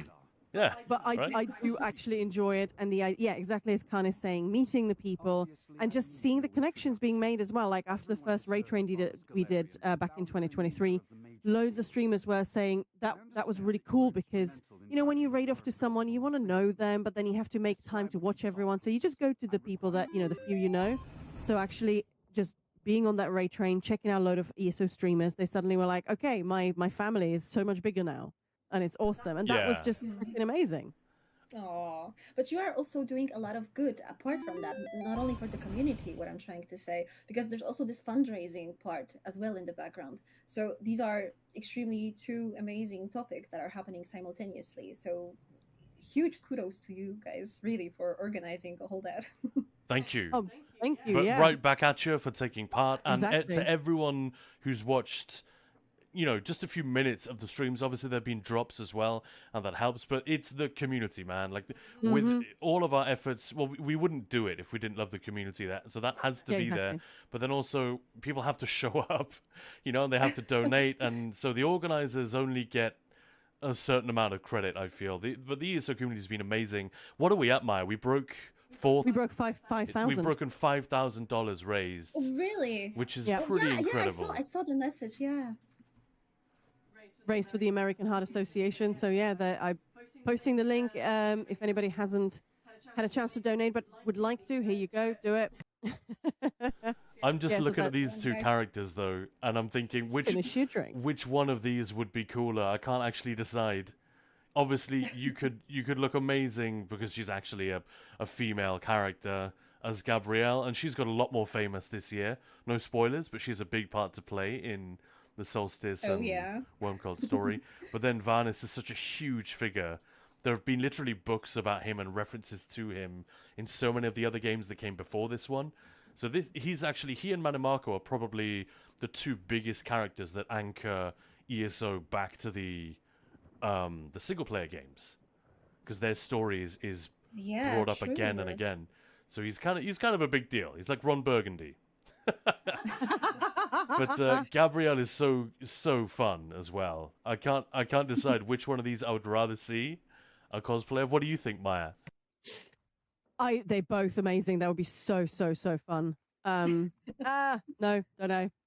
Maybe the ears just are the deciding factor. Pointy ears, always fun. Oh, sorry, I didn't actually do a shout out for Vectora. I'm so sorry. Thank you, Mama Buna, for reminding me. There Darian we would go. be amazing. That is also true. That's very true. Especially with Meridia's sword, the artifact. That would be cool. And look, how perfect is this? There's someone literally cosplaying as you. Almost.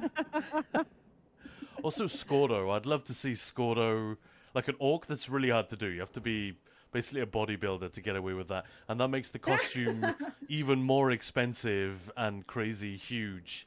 Because a lot of the time, when you see armor cosplay, it's done by really skinny guys. Because, you know, for every extra inch of armor you have to make, the cost gets bigger and bigger and bigger. But Mao. Hello, Maya. Is that you on a video? I fucking wish. No, that's Arcana. This is Arcana, the wonderful ESO streamer and an guys. incredible cosplayer. Go and follow on Instagram. Go and follow on Twitch now. Yeah, but amazing, right? Maybe one day I'll try cosplay, but let's start with like really simple I can help stuff. you. You just Thank message you. me, and I'll send you the instructions. Amazing. what is the cosplay that you've talked about doing? It wasn't an Elder Scrolls one. But there's one that you keep saying. I kind of would love Baldur's Gate. Oh, yeah. Karlach. Karlach. Baldur's Gate. Barbarian. Ah, okay. You'd I get. think there might be instructions available on the internet on how to do her, because she was quite popular when Yeah. Baldur's Gate I came can out. I was imagine. going to say yeah. you'd get a lot of attention in a Karlach cosplay. That's for damn sure. Oh, that is true. and a lot of paint everywhere. I can, That is the yeah. second truth. Yeah. Yeah, I would love to give something a try at some point. Yeah, we should think do it'd it, be even really if it's fun. like really basic entry-level stuff. I mean, we did have one of our goals on Ko-fi has been full barbarian cookery stream. So like full cost, like you know, but barbarian, keeping it simple, you know, bit of leather, bit of something. But yeah, it's Yeah, it's a one really Try with some dresses, which are Yep. maybe I'm just thinking like Mages Guild. These are the dresses which are not going to be complex to make, and actually you can reuse some generic patterns, because what is complex about cosplay, especially if you want to reflect one-to-one character, the pattern is the thing. Because if you cannot find the pattern, you either have to get the pattern and just change it in a specific way so that it fits the character, or you have to come up with the pattern yourself. So you can find yourself covered in some foil, in some plastic wrap, yep. and and then you are just literally using a marker and just drawing everything on yourself while you are wrapped up in a plastic wrap. And this is how you make a pattern of yourself. My mum has literally done this. She Yeah. has been a sewing and weaving freak since she was a teenager. Freak. Basically, yeah, and she never did it as a career, which makes me sad sometimes. I've considered buying her books, like there was this book on Star Wars costumes, right? And on the cover they had the very costume which you did for Amidala, and this dress, and it was a huge like volume, a massive coffee table book years ago, and I always thought if the whole Netflix thing or the huge movie production that's happening in the UK right now, if that had come 20 years earlier, I would definitely have said to my mum, "You need to change jobs right now and go and work in films," because she's so talented at it, but she just does it for fun. And she makes herself Regency, like Jane Austen, Pride and Prejudice. Oh my god. She makes Oh, those dresses these for her costumes. friends, and yeah, and she and my dad go to some of these. They're not particularly serious about it, but there's a lot of this in England. A lot of Americans come over and dress up like Jane Austen characters. So my mum does this stuff all the time. So we could talk to her, Maya, if you really wanted to get 100%, into yeah. it. Well, this May is I meet your mom? Oh, Can look, you Zupa. guys take me with you? You know, Yes, let's that I go. can talk to her. Zuba, I'm a seamstress for many cosplays. Ooh, it's not always Oh. easy if a 90-kilo lady wants a Maleficent dress. Oh yeah, I did Yeah, have a I can dress made imagine. for me. The like an Arwen dress. Oh yeah, Arwen from Lord of the Rings. Yeah, Yeah, that's many years ago. Couldn't move in it, but it was It- beautiful. it looked amazing. It did, yeah. I don't think I even have that. Viking Trash and K-Pow did a Dagon cosplay on stream once they were putting the whole paint during stream. It's amazing how they transform. Oh, yeah. Yeah, it's always fun. There is I can't remember what the name is, but this lady, I think she does literally everything, just makeup. So the cosplay is, Ooh. it's all painted on. But it's really fascinating to watch the process. Oh, I wish I had such skills. Viking Trash is actually pretty damn good at it, I think. The face, the makeup and the face paint. She's done some very impressive transformations into like Halloween stuff or video game characters involving little or no costuming. It's just sort of hair and makeup. Yeah. But just for stream. It's not for like wearing to a convention or anything. Yeah, pretty Yeah, fun. that could be a little bit tricky to be honest. A little bit, yeah. A little bit. So have you done your giveaway for the stream yet? I have not, and to be honest, I completely forgot to start it. Because I only did one for my community earlier.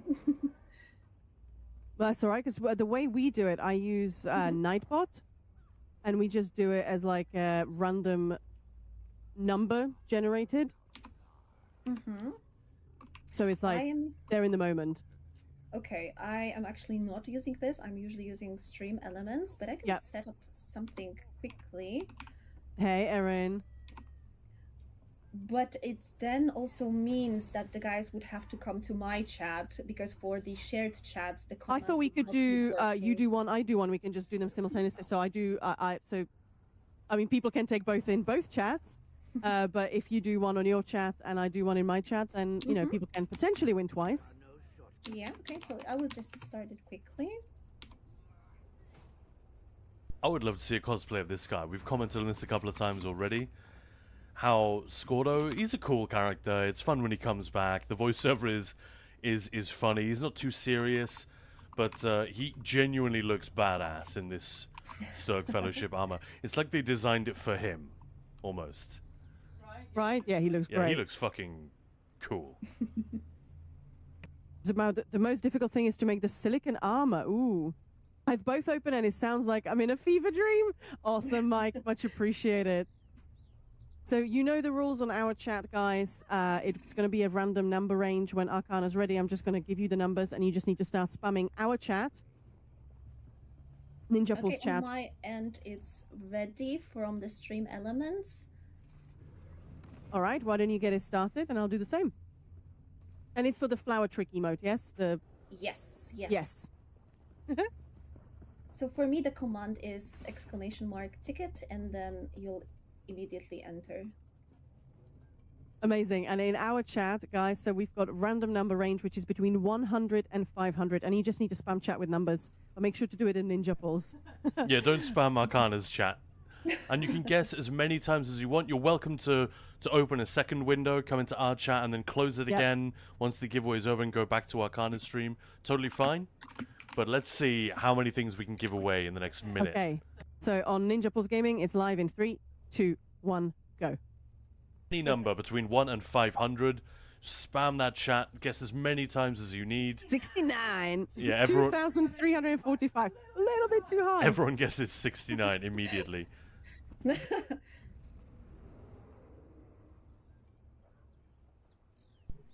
Oh, that is a chat. This is why we love it. It just gets chat moving. It's chaos. This is the first time I see such a concept live, so that is so cool. I think just Maya really just liked came it. across it in a YouTube Yeah. video on like tips for Twitch, tips for new streamers, and Maya was still pretty new to it at the time. She said, "I really like this idea. We're gonna do this," and yeah, it works. It's fun.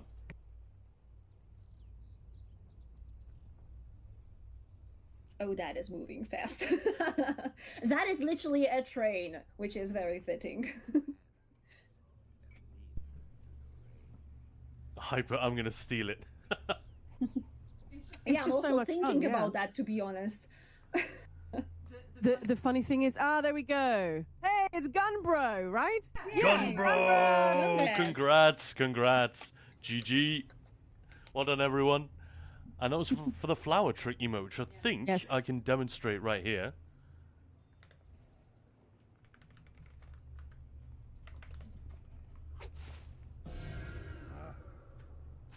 Yeah, the flower emote is cute. It's a bit of a oopsie.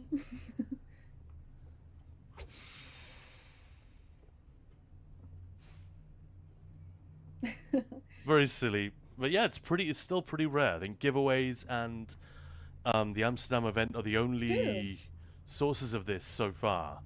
I don't have it. Khan fucking has it. Yeah, Maya I'm isn't not jealous salty at all. about that. I've been given so many of them, but I will not keep one for myself. Well, eventually they'll become widespread. That's kind of how these things go, isn't I it? should just enter a giveaway, right? Yeah. But yeah, thank you so much everyone for entering the giveaway. If you want to enter Arcana's giveaway as well, you still have time. Yeah, true. Just remember that for stream elements, you have to quickly switch to my chat, because sadly here for the joint chatting, the function is not going to work. So I use the old school version of giveaways. Sorry for that.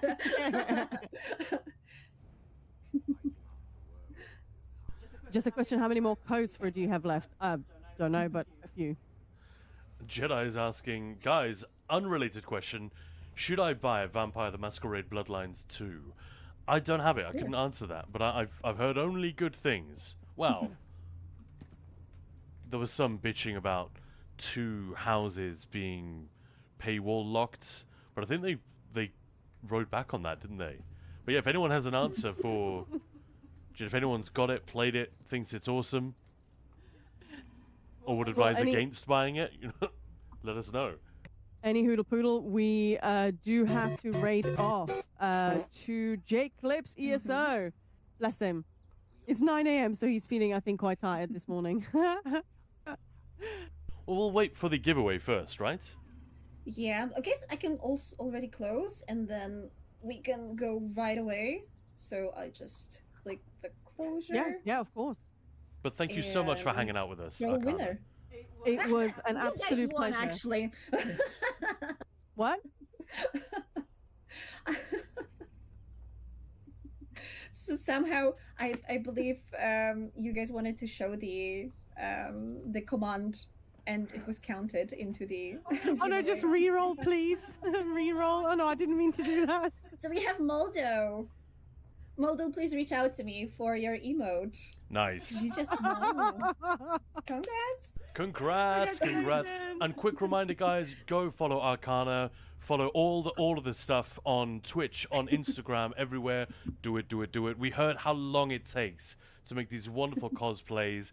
They don't have a huge impact on us, but they make our day slightly cooler and put a smile on our face when we see amazing things like this on the internet or posted on the ESO website or wherever. So we are glad that they happen, and we can support their continued development. Come on, who wants to see that Monarch Ball cosplay? Let's go. Yes. Let's freaking go. Yes. Yeah, And, yeah. Eventually it'll happen. Maybe one day. I hope so. But yeah, follow everyone and all of it. And thank you so much for hanging out, chatting. It's been great. Thank you for bringing your community here as well. Lovely to meet Thank you. everyone. And Thank you so much. Liz. put my cat in my face. Dude. All right, so we are going to raid off to Jake Clips. Don't go anywhere, guys. He is an awesome streamer, and he's being a real legend. Just, I don't think he's an early morning person. Last time on 10 Fest, he was actually streaming at 4 a.m. just to be able to Oh fit in. god. I know, right? That is some serious dedication. So let's go. That's Jake Clips. Yep. I'm also ready to raid. Oh, that's amazing. All right, let's everyone, please don't go anywhere. Hop into the chat, make a lot of noise, put some emotes down, make his day. Take care, guys. Thank you so much. Thank you, everyone. Thanks. Bye-bye. Have a great weekend. Bye.